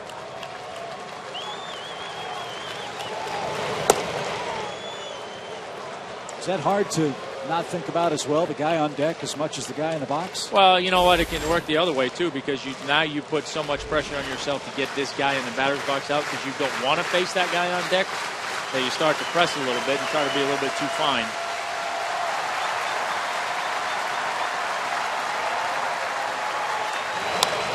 Popped up.